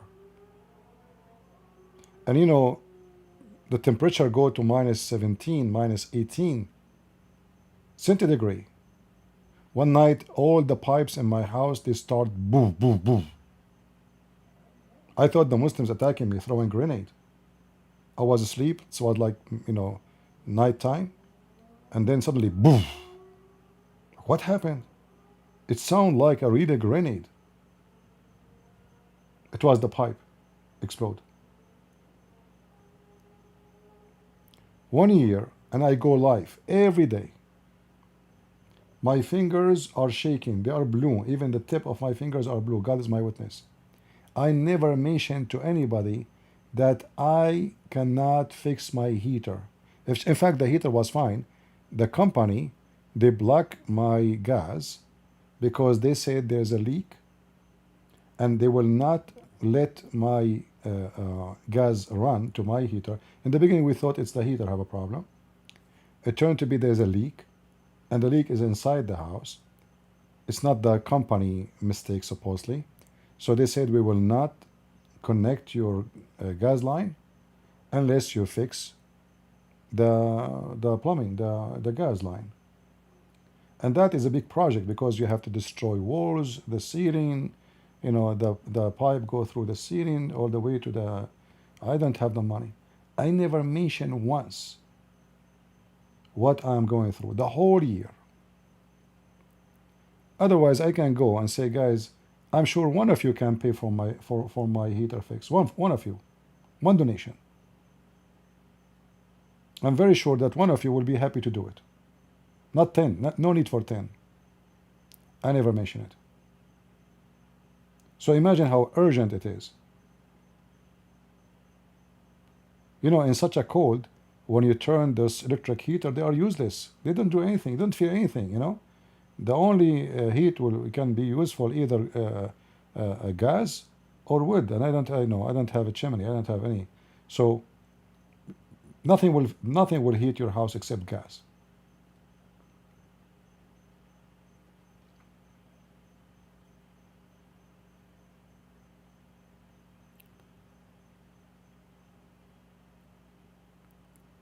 So those people, if they fart, they go fund me. If somebody say a word for them, go fund me. I need a new car, go fund me. I want to move out, go fund me. The Muslim, they put something, they came to my house, my name is Lubna, I'm crying, Christian, go fund me. Not the Muslim, go fund her, the Christians. What about we go fund those Christians in Nigeria who the Muslim cut their head and they have many orphans and they burn their houses? Lubna, who live in England, and she gets salary from the government of England for her kids, and she have a free school, free health insurance, and possibly free housing. She need our donations, and the Christians in Nigeria, the Christians in Kenya, the Christians in Africa, the Christians in the Philippines, the Christians in Pakistan, those are the ones who need GoFundMe.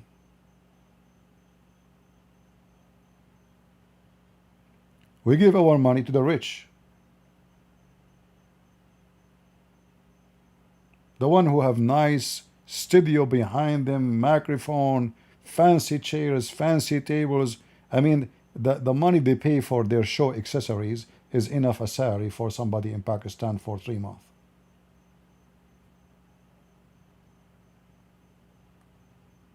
The children in Pakistan, the Christians who've been raped and killed, did not move your heart, but a guy who or a woman, she is threatened by Muslims, you want to donate?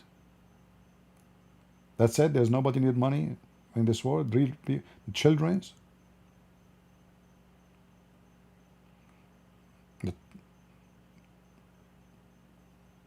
For you, they become celebrity. and you become an insect.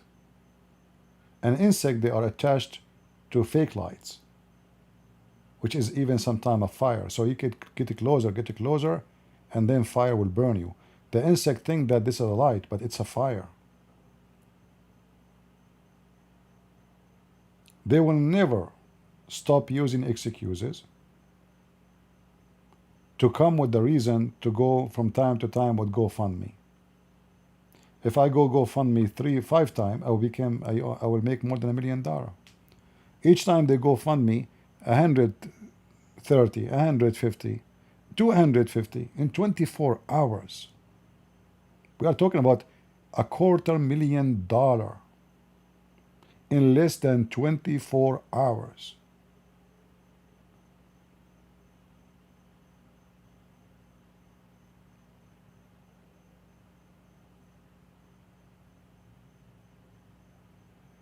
What a great business.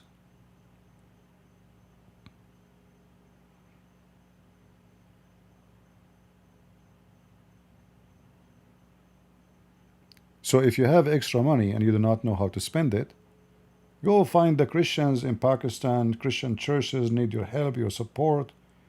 Christians in Nigeria, they kill them in the Christmas. There's more than 100 they are slaughtered in one day. How many orphans we have in that day?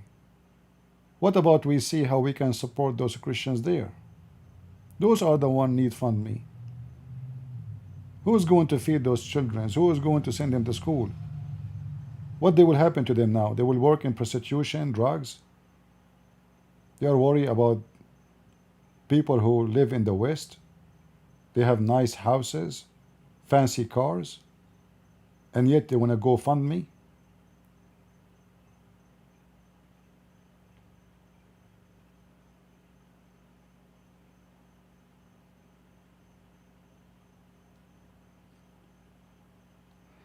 Again, I say my opinion. You don't have to agree with me.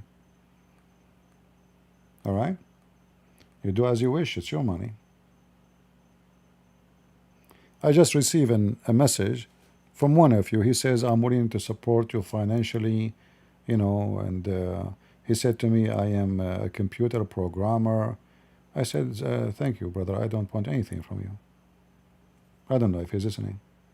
Just an hour ago before I go live.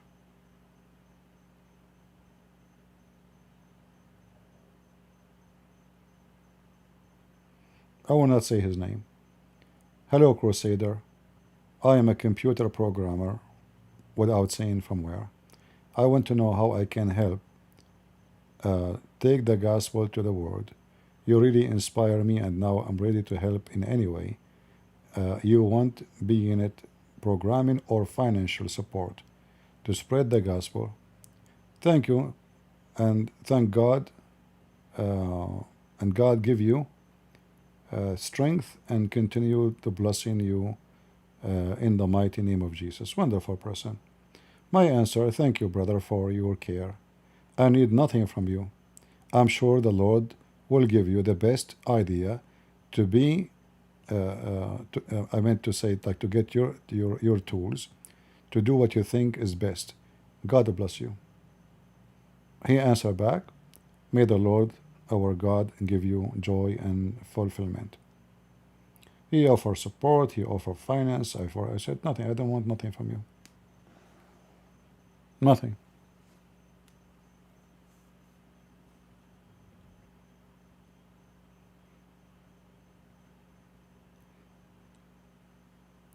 Should I lie to him and say I need you to do the things to me? For me, if you want to do something, you do it. Why? You don't need to ask me. If you like to donate, donate. I'm not asking you to donate. If you think I deserve support, support me. If you ask me, send me an email says I would like to support you financially. I would not even like that email, actually, even though it's nothing wrong with it, because okay, when I support, go ahead. You do not need to say thank you very much. I do not need anything from you.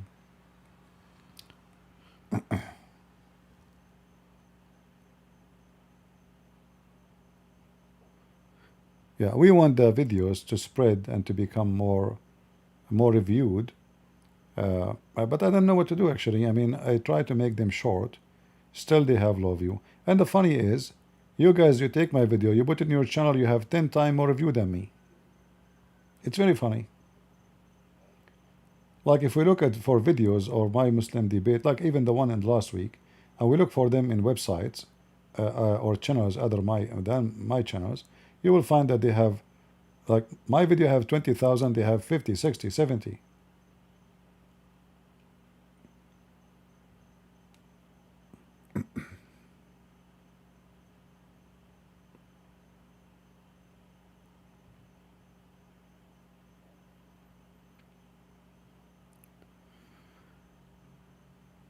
All right.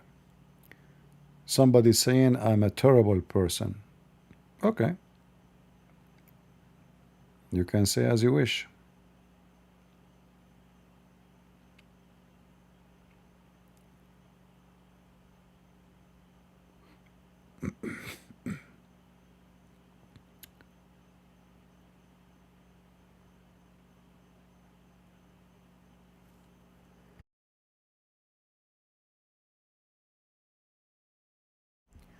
Yeah, there's no way, like, we are live, and if somebody decide to shadow ban my channel, because when you go, usually we have like 1,000, I mean between 1,400 to 1,800.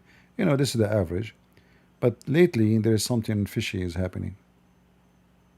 Obviously.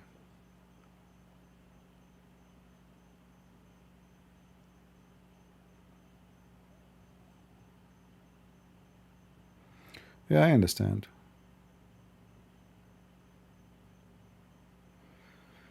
You cannot stand this picture no more. Yeah, it looked like a clowns in this picture, huh? I agree.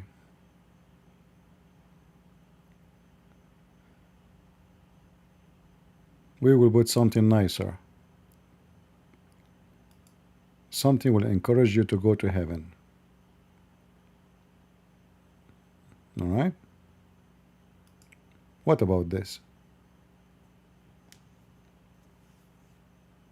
All my life, I want to have a woman, she is see-through. The trick women they do against us is over. If she took your credit card and put it in her bra, you can see it. You cannot hide your credit card from me. If she take your car keys and she put it in her purse, I can see it. If she ate your hamburger, she cannot say it's your son who ate it. You can see through. You can see even the poo-poo inside her. It is over, women. You are history. In the heaven you are a jellyfish. You cannot hide anything from us. Even the marrow of your bones, we can see it. And by the way, I don't know, it's for me it's so attractive. I always like soup with bones. I don't know if you have the same taste of food like me.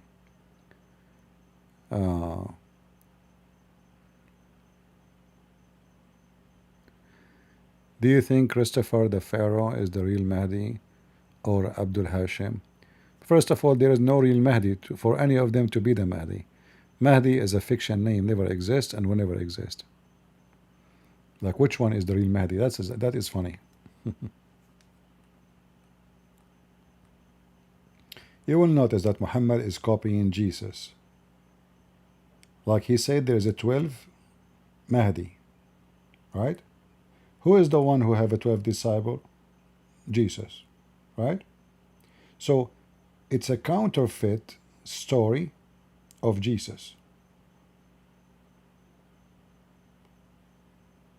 The 12 tribes of Israel, the 12 disciples of Jesus, the coming Messiah, all those cult fabricators, they are copying to fool you.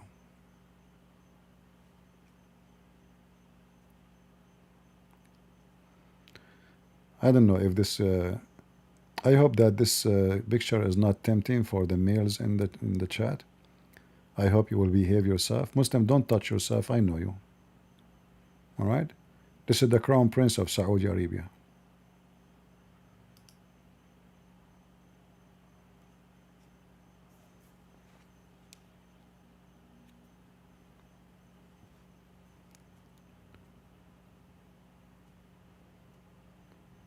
Yeah, Muslims, if they see those women, they will start touching themselves, because this is very tempting. We have to be honest here. This is not easy to handle. I mean, put yourself in their shoes. Those people, they are desperate to go there. And then, like, okay, just think about it.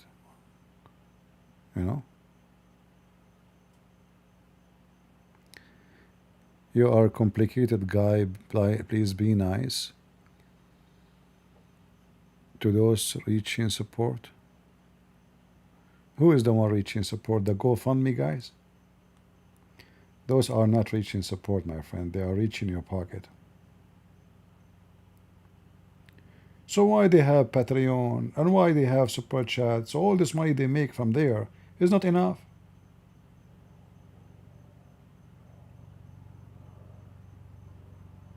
What complicated guy? It's you who need support. You need to fund me. You cannot pay your bills.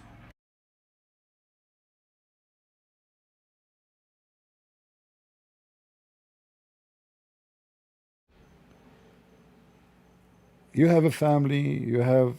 I don't have health insurance.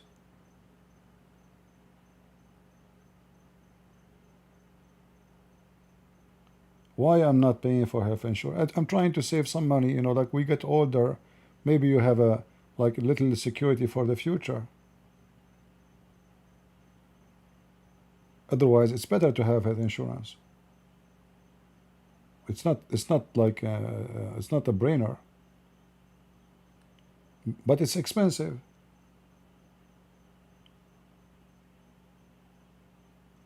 And all of you go through those things. You have family, you have children, your wife gets sick, your son. Why you guys you don't go do GoFundMe? If you go now make GoFundMe, who support you? Nobody. If any of you in the chat, you open GoFundMe, do you think anyone will go support you? Please tell me.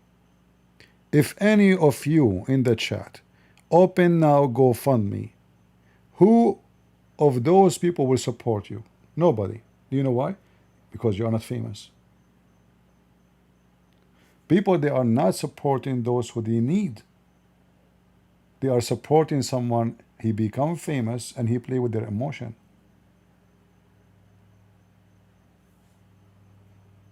Otherwise, if you need something now, if your wife, she needs a surgery, if you have cancer, if you go fund me, nobody will help you. You need somebody to promote you. Somebody famous say, guys, go and help this guy. Suddenly everybody will go. Because the famous guy said so. Not because you need it. Are you getting my point?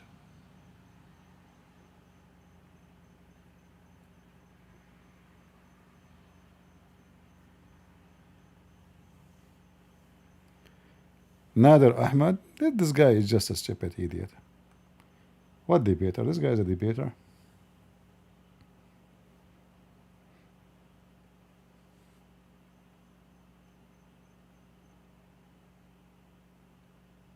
I hope none of you will need the support of anybody. But if you think about it, go.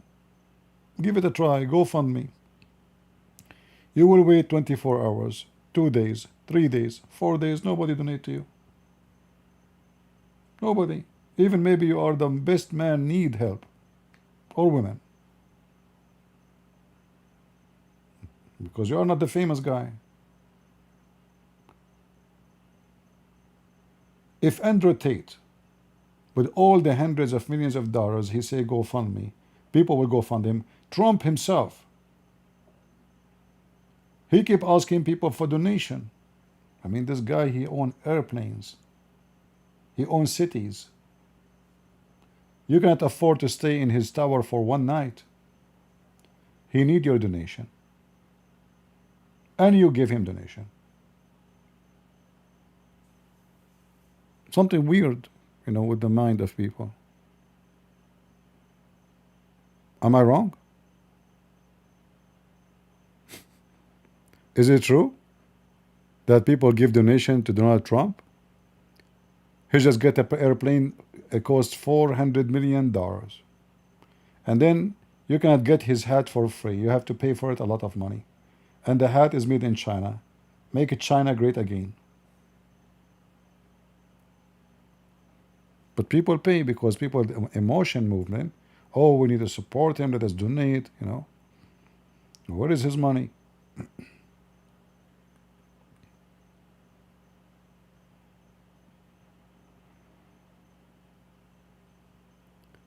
What your take in Douglas Murray? I think I saw one of his video or two. I don't know much about him really to make too much comment. But I don't remember anything negative in the video I saw. I don't like this guy, his name Shapiro, because first his voice is very uncomfortable for me. He speaks so fast, and he's very annoying, and not to mention that I heard many poo he said.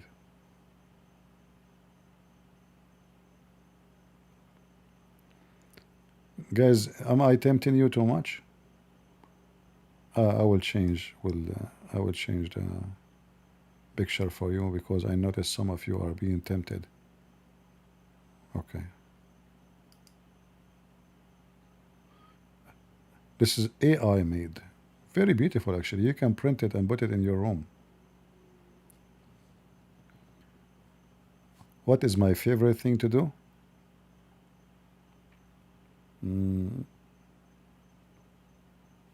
To do what? For fun, you mean? I mean, my favorite thing is to hear somebody, after speaking to him many hours, accepting Christ.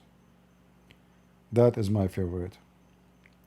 But if you're talking about fun, I don't consider what I do things I do is kind of fun. There's things you love to do, but not because it's fun,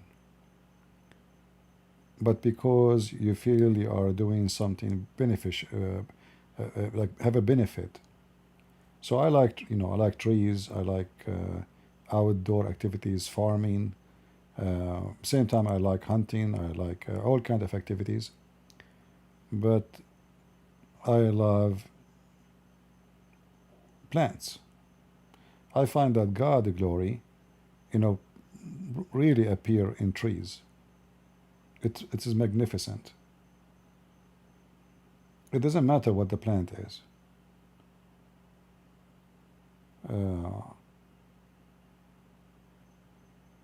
Because like in life today we are too much into technology and screen and TV, and we need something real, not digital.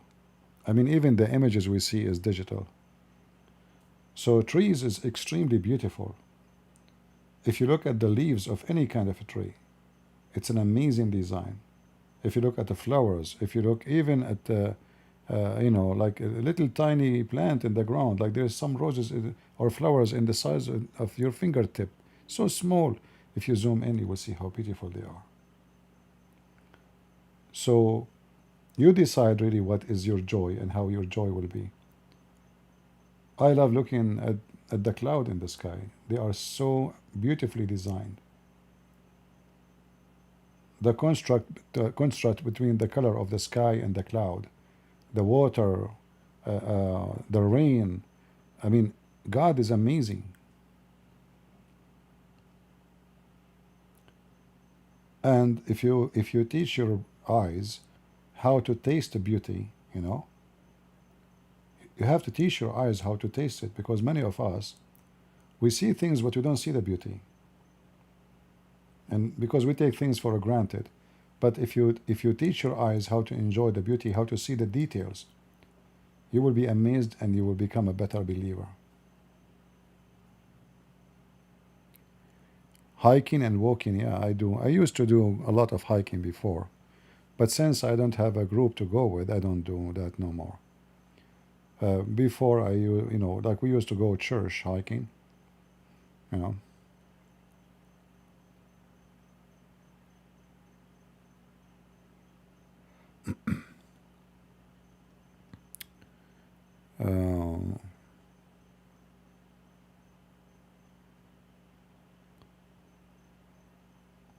I once saw a documentary about how trees and in the wood are helping each other to stay alive. Well, there is a balance. Like there is a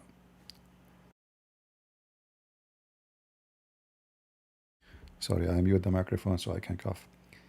There's a plant, it's called the clover. I don't know if you heard of it. It's nothing, you know, it's just like a grass. But this clover take nitrogen from air and from the rain and fertilize the ground. The trees cannot do that. The trees is the massive plant, is the big, is the huge, is maybe 50 foot tall, but the tree cannot do that. The tree now depend on what can the roots find to eat. So this little tiny clover will feed this big massive tree. It's amazing. It's a perfect balance, and the only thing can destroy it is a human being stupid.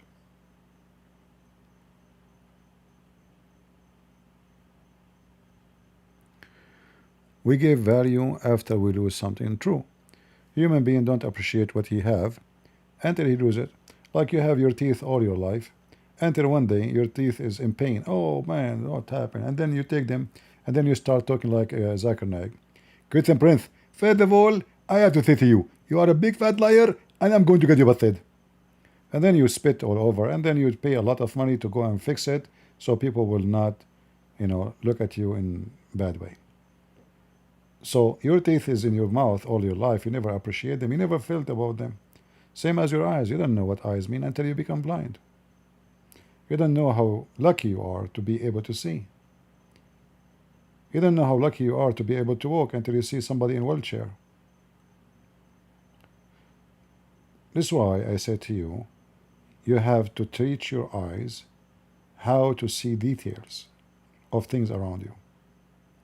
When you start seeing details, you have a better choice to see appreciation or to appreciate what you have.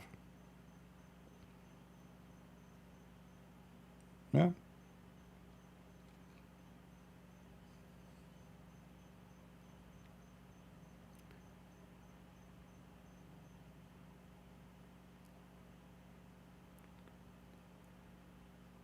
All right. Anything else?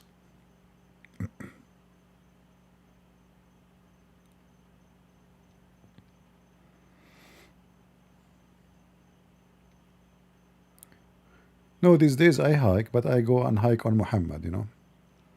The same as those, a bunch of a black guy, they rode Muhammad.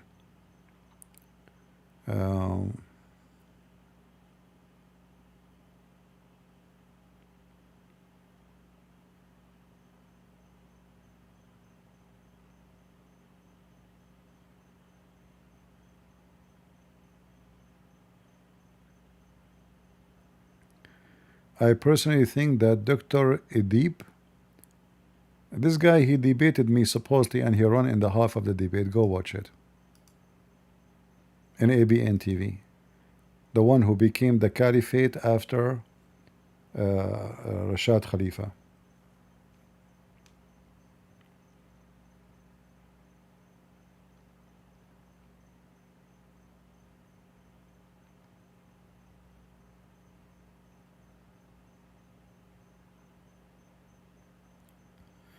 All right. Anything else?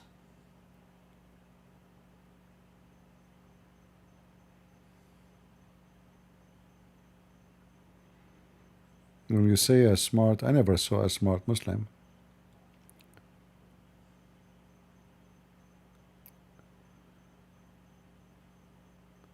How is my health? My health is fine, thank Lord. I just have like few days of I have a flu, which happen every like 2 years, something like that.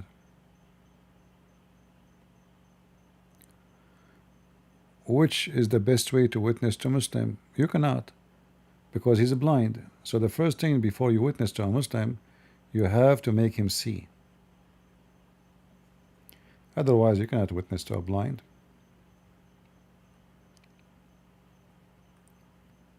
So before you speak about Jesus, you better show him that his religion is wrong. And then when he start noticing that his religion is wrong, he will be like a small cat, start opening her eyes. Like when the cat are born, they look like blind, you know. So then their eyes will start opening slowly. So before you, this is the mistake of Christians. When they speak to a Muslim, they start talking about Jesus. Jesus loves you. This is not how you talk to him. Wait. Step by step. This guy, he been taught a lot of false information about you. So in order to make him listen to you about Jesus, you have to fight all the false information he received about Jesus before you speak about Jesus. How you do that? You prove to him that Muhammad is a false teacher and he never taught you anything true. After you reach that point, then you can go and say, okay, what about we talk about Jesus now? Like, you know, yesterday, right? We have this Iraqi gentleman, remember? The Iraqi who left Islam. So I spent talking to him for how long? I don't know, an hour and a half. At the end, he agreed to leave Islam. I did not start talking about Jesus. There's no point. You have to show him first that what he is following is false. It's like, you know, you have a computer, and the computer have a virus. So what do? You install the software again and again? No, you have to delete the virus first.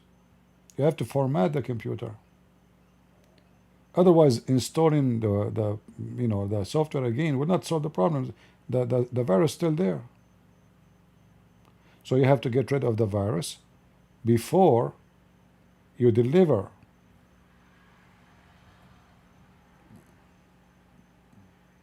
what is needed. You have to take me fishing. You have to get water first. Are you close to the water, Dennis? Will be funny if you are living in Arizona and you want to take me to the ocean. So how far are you from the water?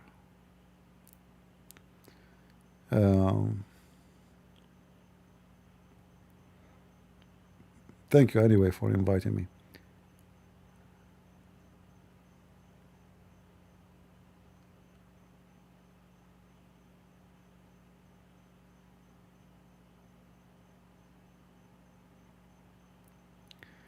Well, Jesus, he plus the poor, plus the simple, plus all those who they are needy,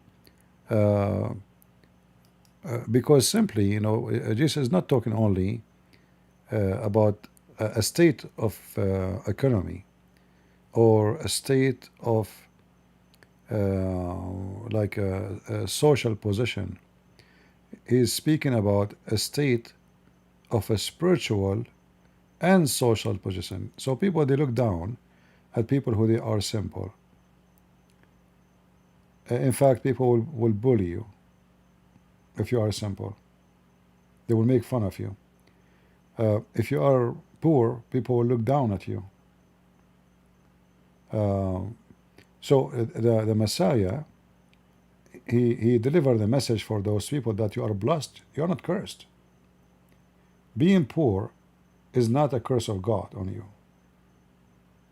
It comes with something good. The blessing of God. God will bless you with something else. Always we as a human, we gain something, we lose something. So you notice somebody gets so rich.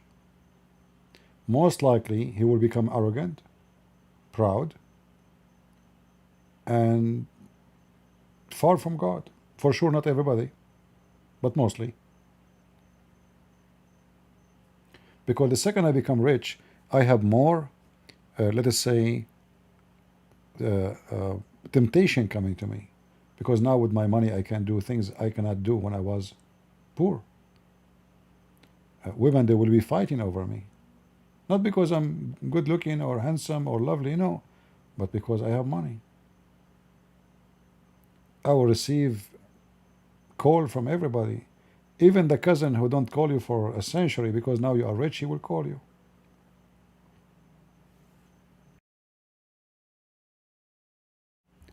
So money bring a lot of lose. Unless you are a person who maintain himself and keep himself simple, keep himself poor, which means you are rich now, but still you are poor. You don't act like the rich. You are not proud. You are not arrogant. You don't feel superior. You don't have supremacy. You are humble. So those who they are simple, they are humble. Those who they are poor, they are humble already. And God will give them something in return. For they are humble and they are poor, and they did not deny God. They should be angry from God. Why does guy have a house and I have a leak in my house? I don't even have a house. Why I'm living in a slum and somebody live in a villa? So if somebody he live in a very poor society, still he believe this person he receive a blessing from the Lord, others did not receive, because everything is against him to believe. His life is misery. Why he will believe?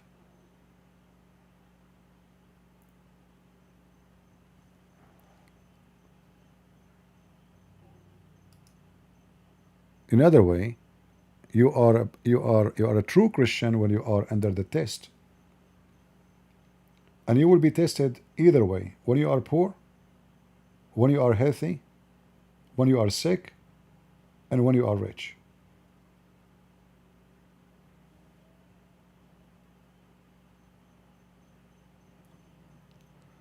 All right, I hope I did answer your question.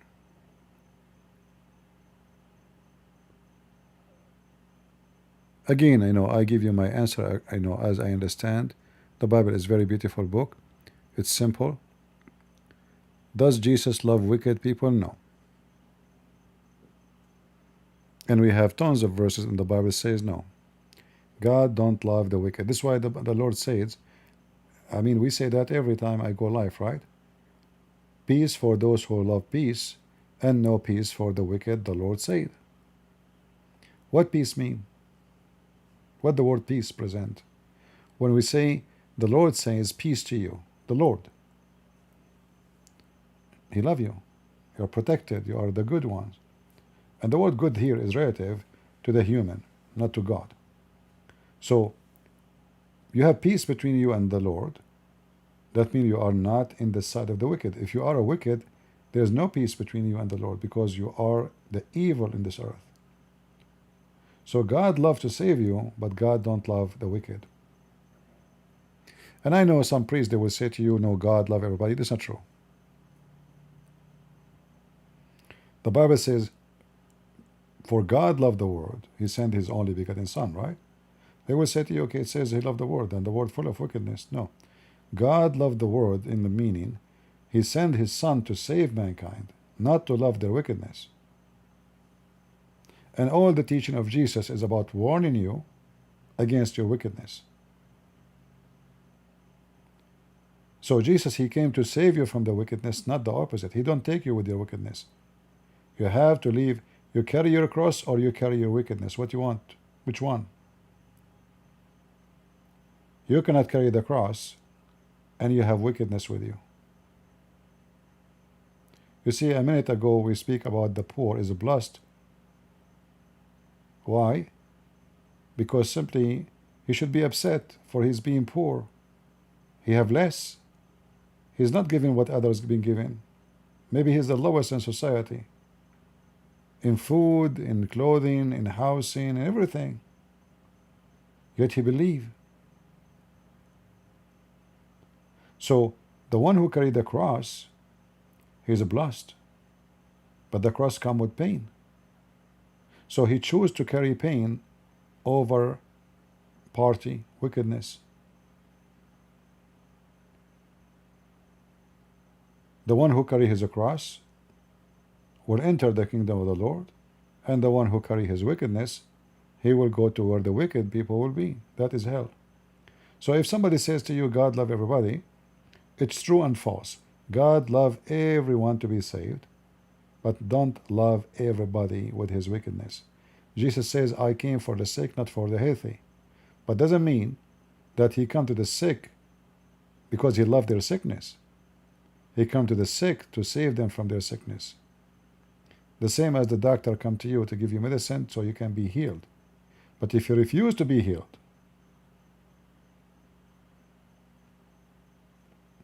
you made your choice. That's why the Lord, he said, the Messiah said, that when he come with the glory of his angels, he will say, bring those, in the front of me and slay them. That is on the day of judgment. So do you think Jesus, he loved those who he will slay them? He will send them to hell? Do you think someone he love you, he sent you to hell? He don't love you. Because you don't deserve love. You are wicked. When you love a wicked person, you are encourage wickedness.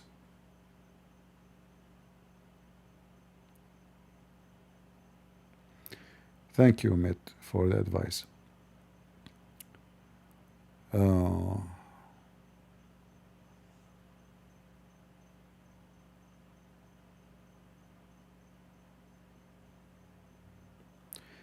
there is some hippie, some kind of hippie Christians, they will say to you, Jesus love everybody, Jesus love gays, Jesus love, Jesus love everybody, They try to make Jesus like a hippie, he have earring in his ears, and he is like a guru, doing yoga, That is a false image of Jesus.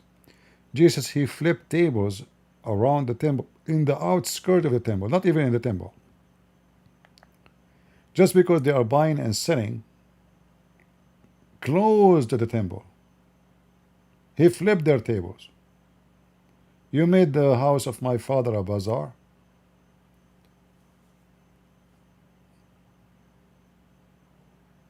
He was so angry from their wickedness.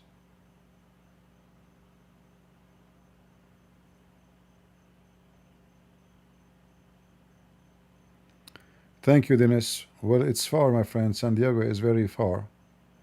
But maybe one day, if the Lord, he gave me a chance to San Diego, I will be happy to meet you, brother. God bless you. Thank you for the invitation. God bless you.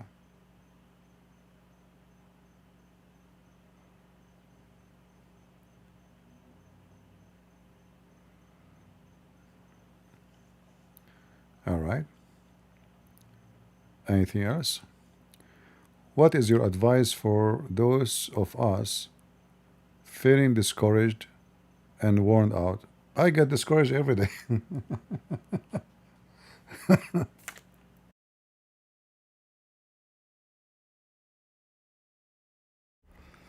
But at the end of the day, I know that because I'm doing the right thing, the devil will try to discourage me non-stop.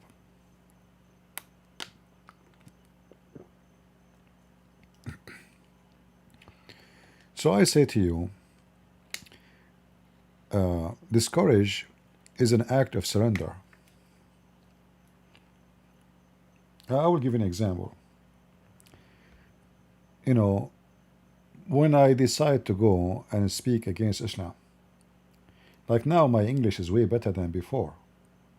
So imagine somebody, his English is broken. He make a lot of mistakes when he speak. And I'm talking about language mistakes. And yet this guy, he want to teach people who speak perfect English. And everybody go against him, even the Christians. Why you are doing that? Jesus did not taught us to insult others, to put down others. All Christians go against me when I start speaking against Islam. People make fun of my English. They make fun of my pronunciation. They make fun of my typing. That did not stop me. I have a mission, and I know I can do it. So from someone who hardly can speak a few words in English correctly to someone his video is being seen around the world, my books translated to many languages. So if I go and say, oh, this is discouraging, look, I mean, what I can do, I mean, how I can compete with those people who speak fluent English?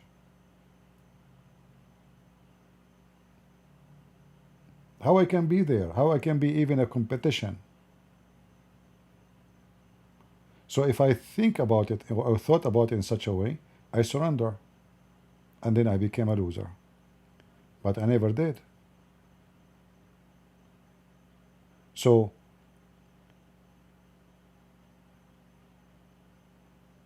I have no problem to surrender if I discover that I'm wrong.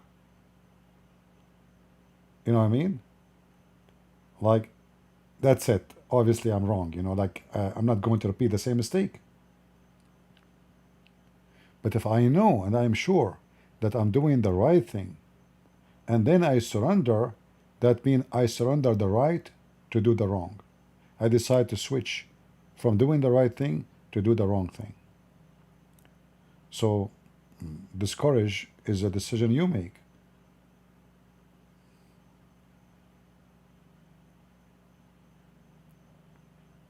All right? First time I went in a chat ever, and I mentioned that to you, and you know, I don't mind to make fun of myself. So first time I go to a chat, I said hello guys. It was a chat room in Paltalk. They bounced me out. Why they bounced me? It was a Christian room. I went to the second Christian room. I said hello guys in the chat, you know, in the text. They bounced me again. What's wrong with those people? I did nothing wrong. I just said hello guys.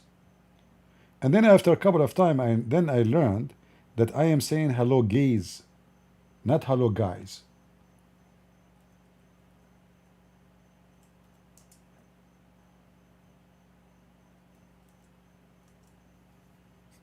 Oh, sorry.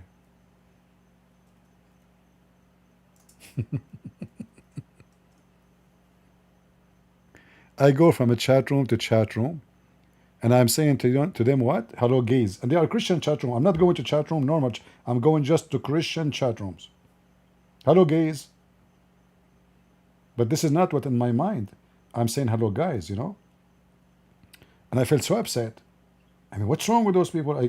First room, second room, and those are the Christian. Why are you being so rude to me? I did nothing wrong. So this is how bad it is, you know. Hello guys is hello gays, you know. So imagine this guy, hello gays, is going to teach millions.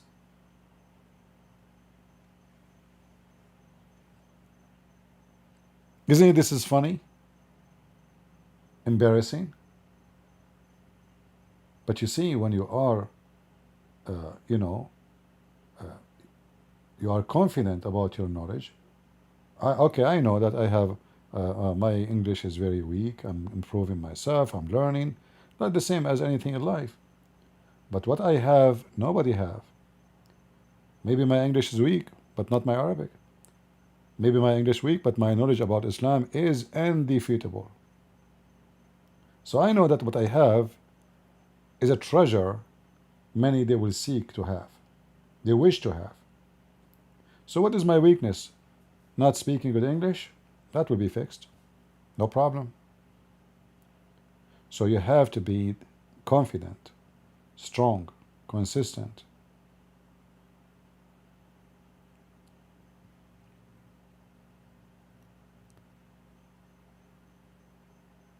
And never be embarrassed by a weakness you have. That is not what embarrasses you.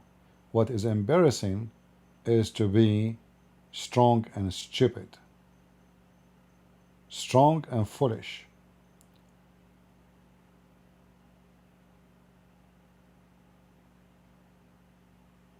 To be weak in something is normal,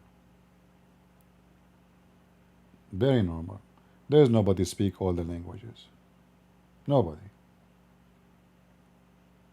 When those Americans, they try to say a word in Arabic, I die laughing. Maybe they do the same about me when I speak English sometime. Or maybe in the old days. Like now, my English is way better than before. But my topic is in Arabic. My topic is about a religion based on Arabic. So I know that I have a weakness in communicating with them because they speak English, but I'm not weak in the topic at all.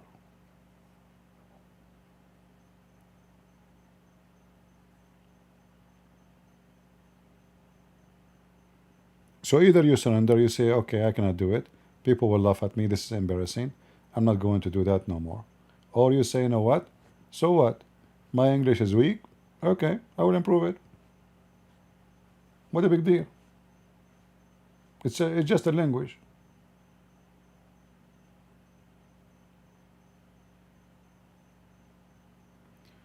Bretnet. Bracketnet.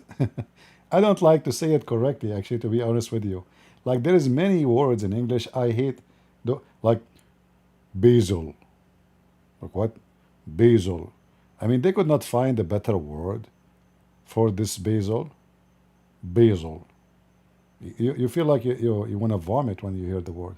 So there's some words I don't like even to pronounce them correctly. I prefer to pronounce them wrongly as long as I'm comfortable with it.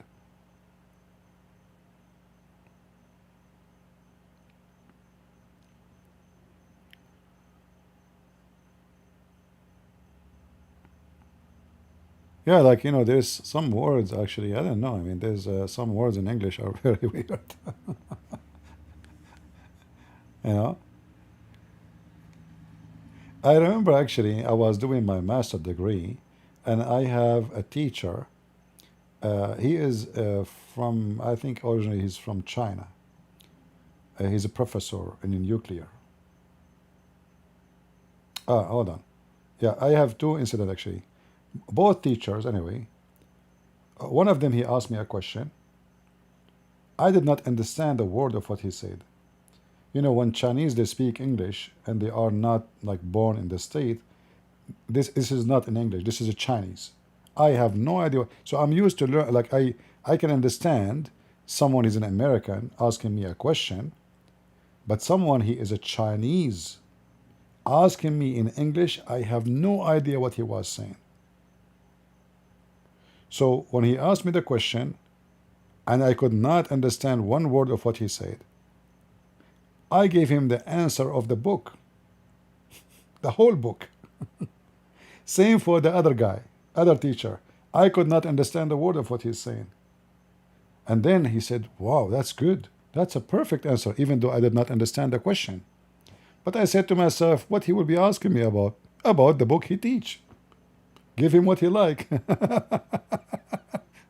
Otherwise, I have no idea what he asked for. Yeah.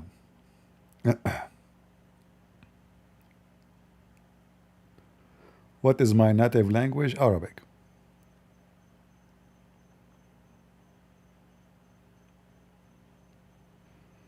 And additional to that, I speak the language of Gog and Magog. Aman Rabbi Aman.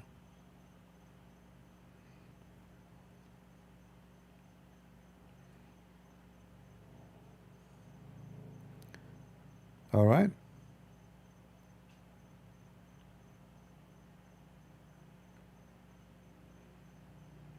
Those, by the way, is AI. I ask AI to create Gog and Magog for me.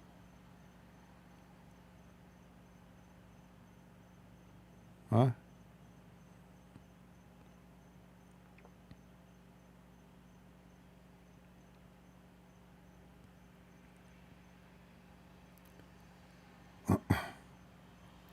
Why today is the modern era? I did not see any miracle hero like Moses, who had 10 pledge, Samson. No, there is miracles happen every day.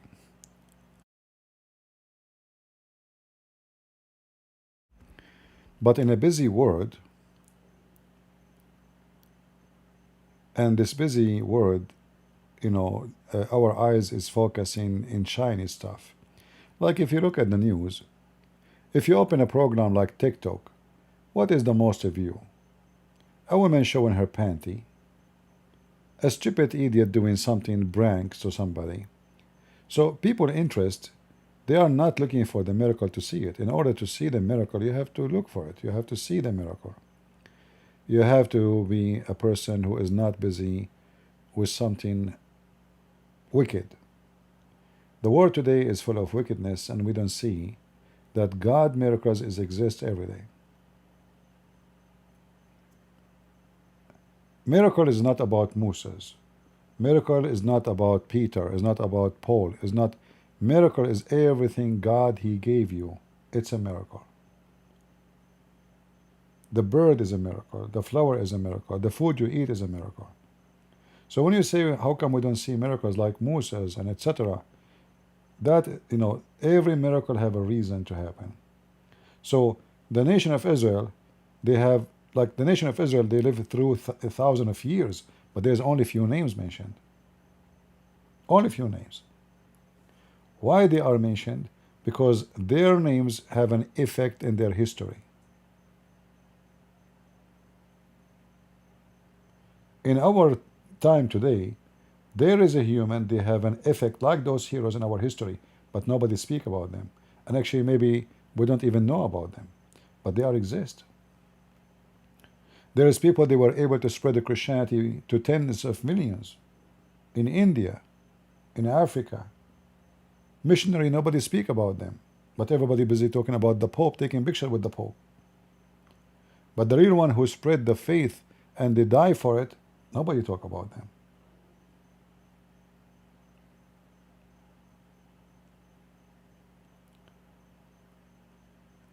You see what you are looking for, my friend.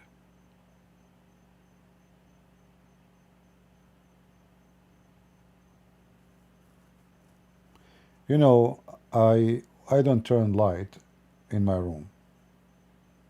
It might be like you say, maybe some of you will say, how come? Even since I was a kid, I go like from floor to floor, I don't turn the light. My mom, she said, why you don't turn the light for the stairs? I said, I don't want it. But they don't understand that I was trying to increase my skills of sensing things at dark. So I can go on the stairs without feeling down. It's total black, dark. I see nothing, but I can take the stairs so fast as if there is a light. Because I taught myself how to walk in the dark. Which is maybe not normal for some. They say, well, if you have light, why you don't want to turn on the light? Are you trying to save electricity?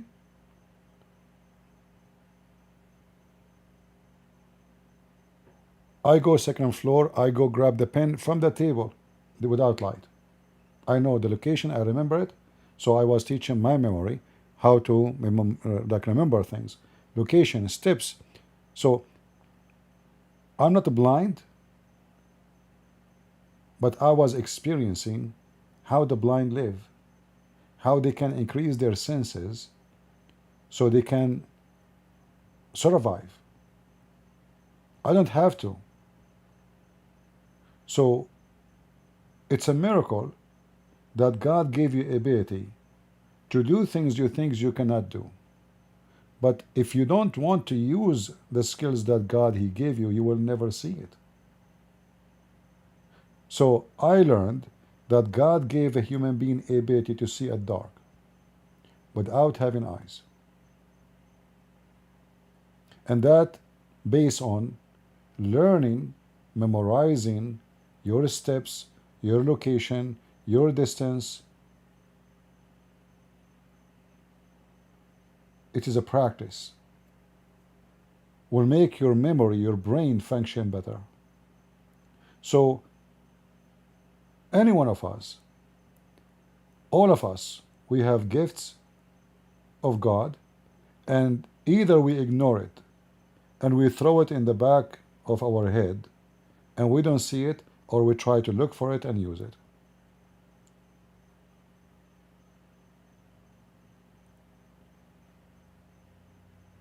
You yourself, you are a miracle of God. Yet you are wondering how come there's no more miracles. When you are born from your mother, this is a miracle. It's a greater than the miracle of splitting the sea.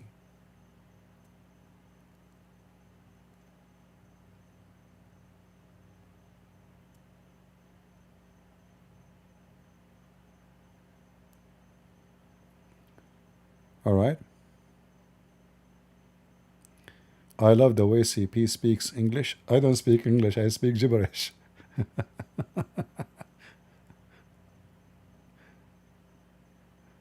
Oh boy.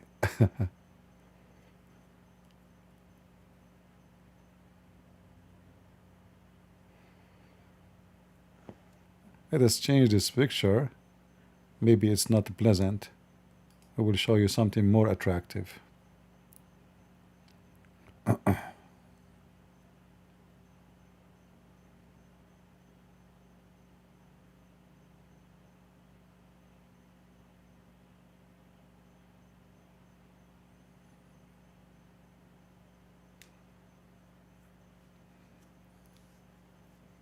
Yeah, my English is as long it's enough to communicate and deliver my, but sometimes I wish really that my English is better, because that can make my ideas way more better and clear.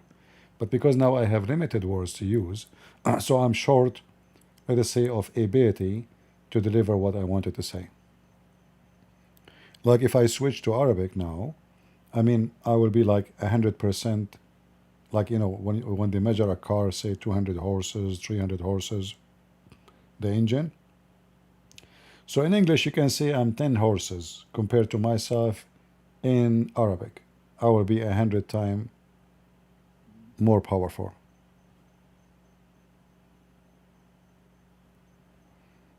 Because then I have the whole skills of the language. Do you think the Quran is also a miracle? Well, the miracle is, if there is a miracle in the Quran, is how such a stupid book, somebody believe in it. That's why I say, stupidity is amazing. So here I see a miracle of stupidity. Like you have to be so dumb to think that the Quran is a miracle.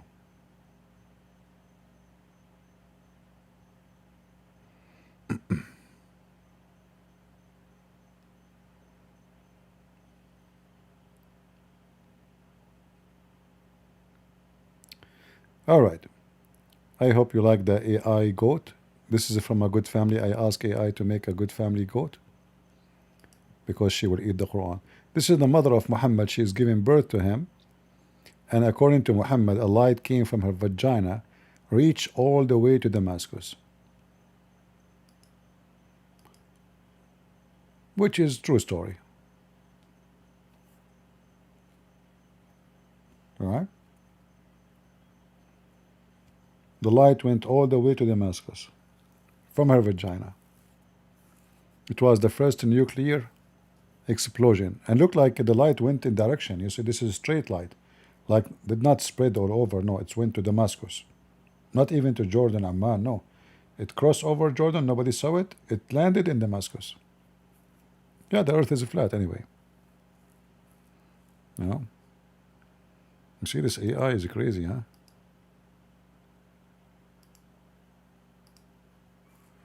Yeah, I asked the AI to do a lot of images for me so we can use them. Look at this, man. Genie in the bottle.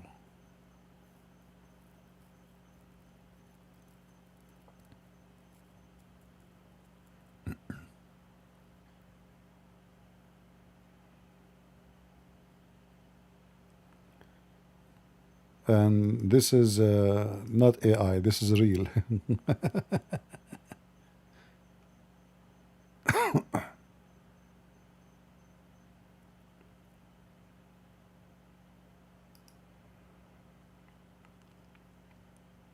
Allah will give you gifts in heaven.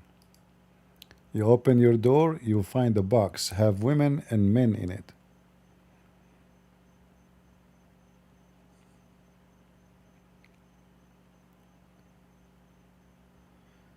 CP, tell me if a miracle happened now.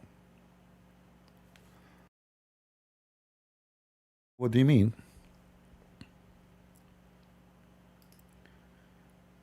But I believe God, He never stopped making miracles.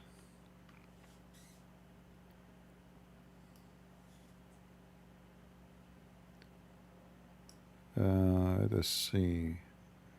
How is people doing in Rumble? Are we good?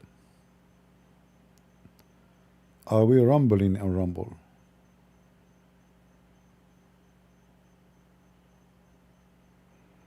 All right.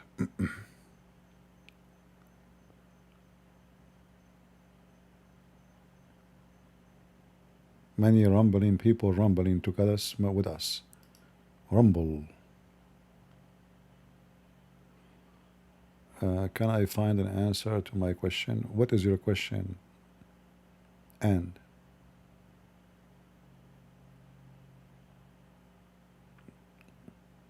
see, please tell me if a miracle happened now. I don't know. What do you mean? What do you mean if a miracle happened now? What does that mean? I don't know. If there's anyone can tell me how I can answer this question, can you tell me if a miracle happened now? What do you mean? Like, do you think I have information about everything happening in the world right now? Do you think I'm God who knows everything? How I'm going to tell you if a miracle happened now? No, no. What does that mean?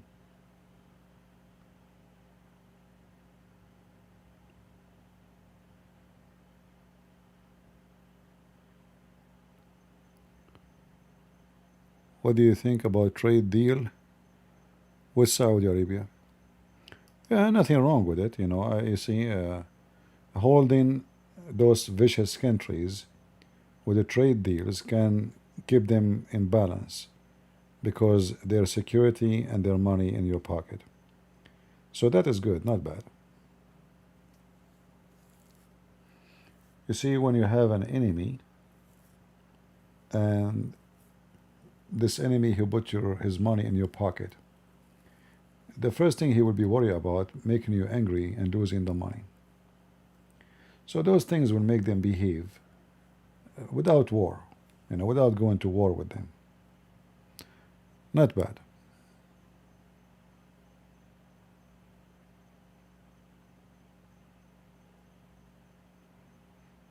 I'm not against having peace and you know, not war with Muslims, but at the same time we have to be careful. We know what they believe. We know that they are, you know, their religion is about war and conquering. So we have to be in balance and vigilant in the same time.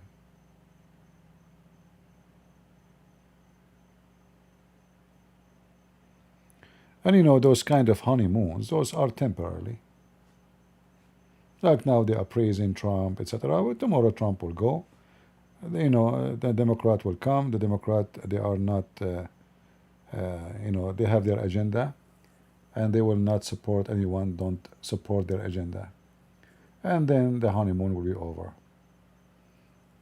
Yeah, this is temporarily honeymoon.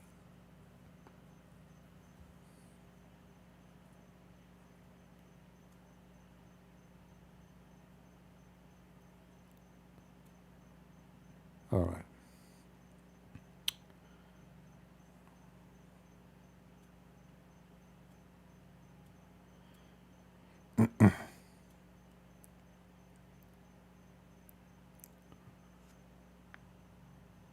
Anything else?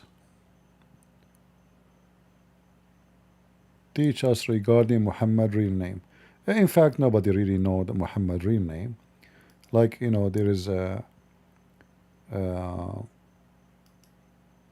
as an example, not limited,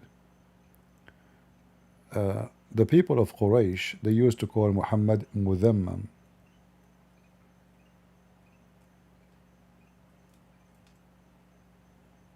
Mudhammam.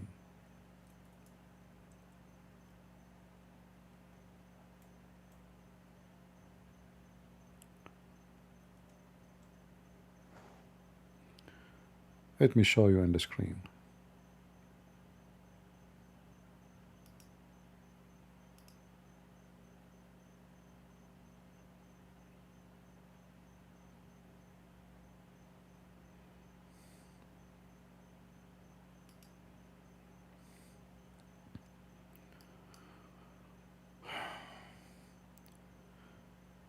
Abu Hurairah reported that Allah Messenger as saying, "You are not astonished that at the manner of which God turned away from me, reviling and cursing of Quraysh.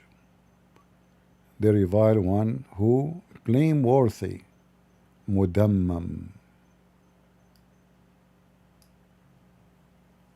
and curse the one who is blameworthy, mudammam, or I am Muhammad." So Muhammad is saying they call me mudammam, but I'm Muhammad. So this is a name obviously he had.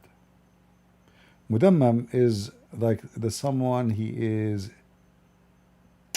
I don't know how to translate.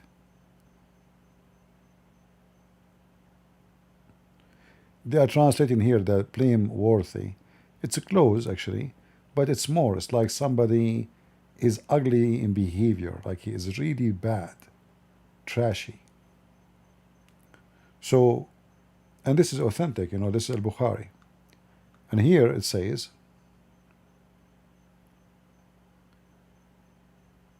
mudammaman.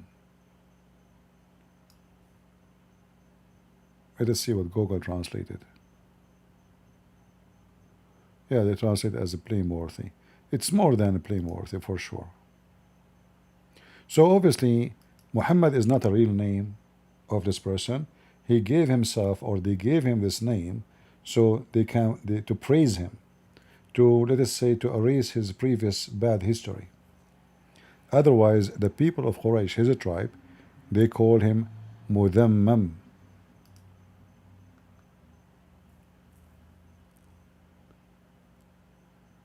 Quraysh abusing and cursing, they abuse mudammam, and they curse mudammam.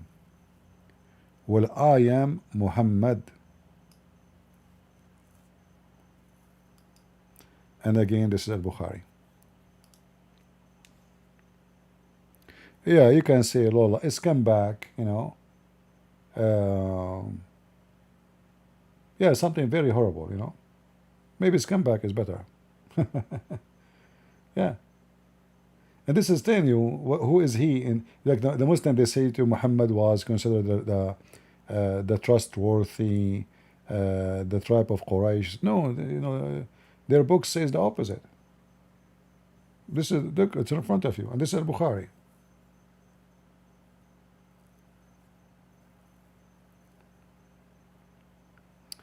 Good morning, Sky.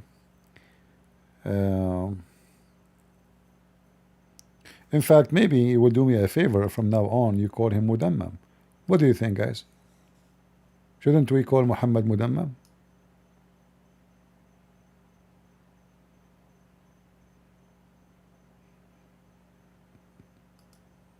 What do you think?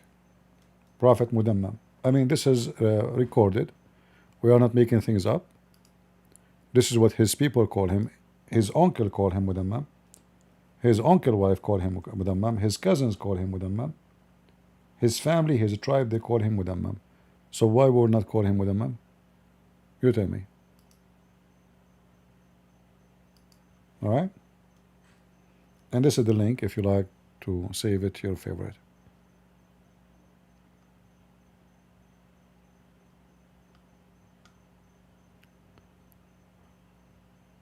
And save it, because those information, like those who speak English, they will never find those information unless somebody speak Arabic told them, you know. So later you might look for it and you don't know how to find it.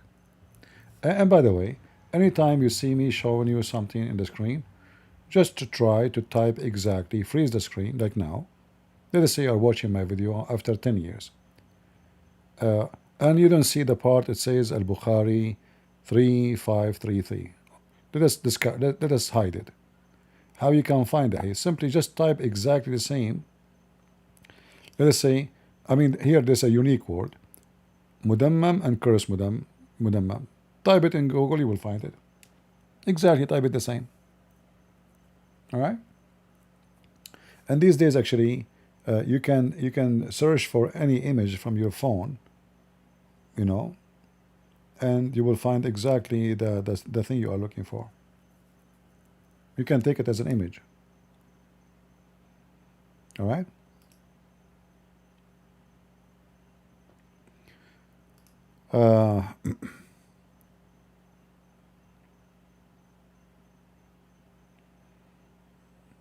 Yeah, مدمم.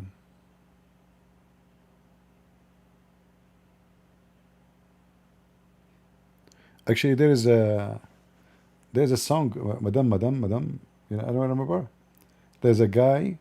He played football, and they paid him a lot of money to convert to Islam, and he want to say the Shahada. Anyone remember the clip? Madam, Madam, Madam. So he want to say Muhammad.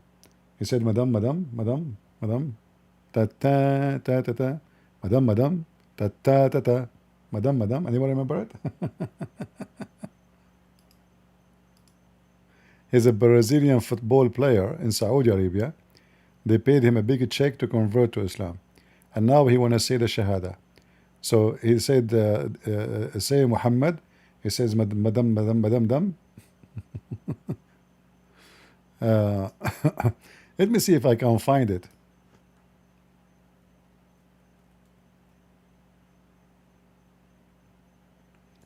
Madam, Madam.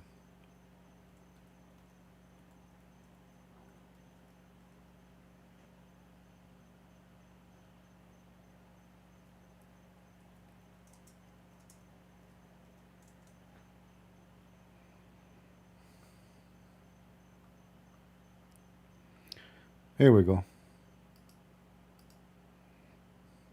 But I hope YouTube would not give me a copyright, you know, for this video.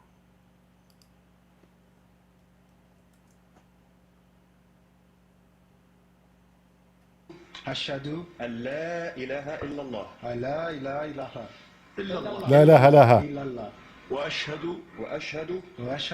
أن محمدا أن محمدا مدام لا إله إلا الله Madam, Madam.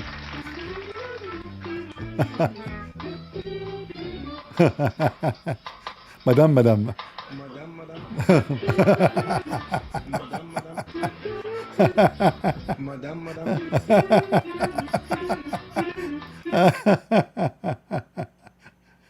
That's a nice cartoon, you know. Madam, Madam. Say the name of Muhammad, please. La la la la la la. La la la la la la. Say the Shahada. Say Shahada. La la la la la la. And you can tell, like, really he care about Islam. You know, the fashion, coloring her hair blonde, big chick. You know, chick is big. إلا الله لا إله إلا الله La la la la. إلا الله إلا الله وأشهد أن محمدا Madam. أن محمدا Madam, Madam. So if you want, you can take the hadith we just showed you, because he is reading the name exactly as in the hadith, Madam, Madam. Mudammam.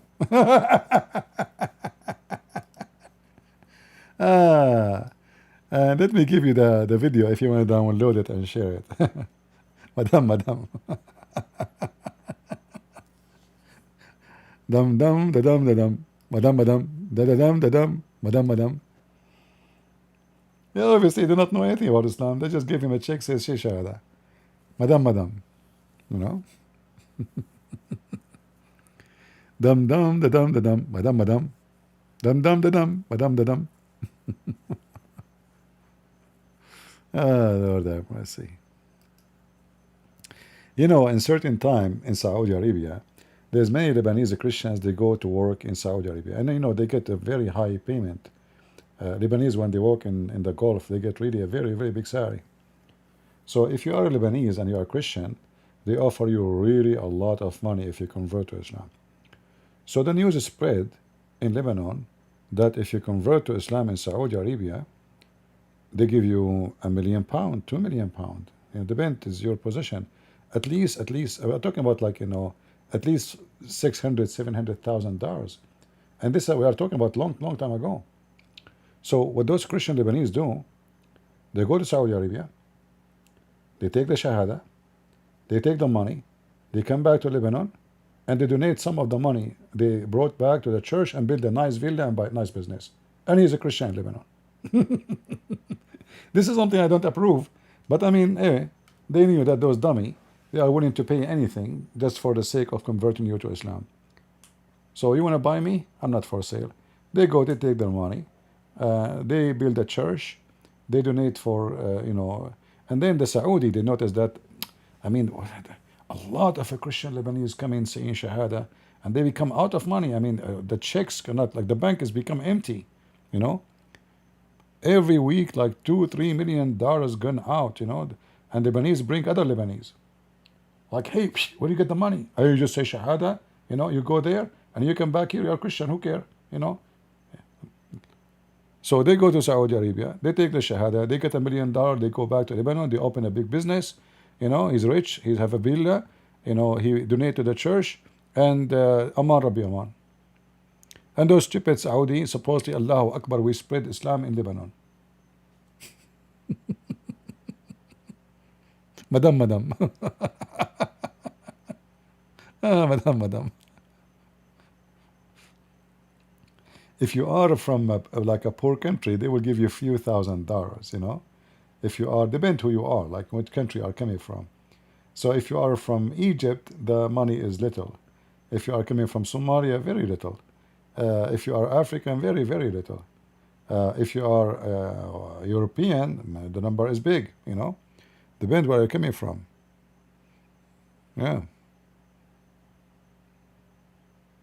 Madam. Yeah, but for me, I don't approve such a behavior because this is kind of a theft and scam, But maybe, I mean, they are taking the money of the devil better than using it to hurt more people.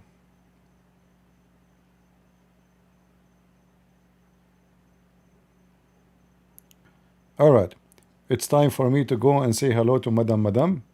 I hope we have a good time. Feel free to download my video, share it with your friends, and until we see you soon again, pray that the Lord will bless you all, and always remember that God is good, so is Jesus, and we are the crusade. Until I see you tomorrow, I pray good night, and God bless you.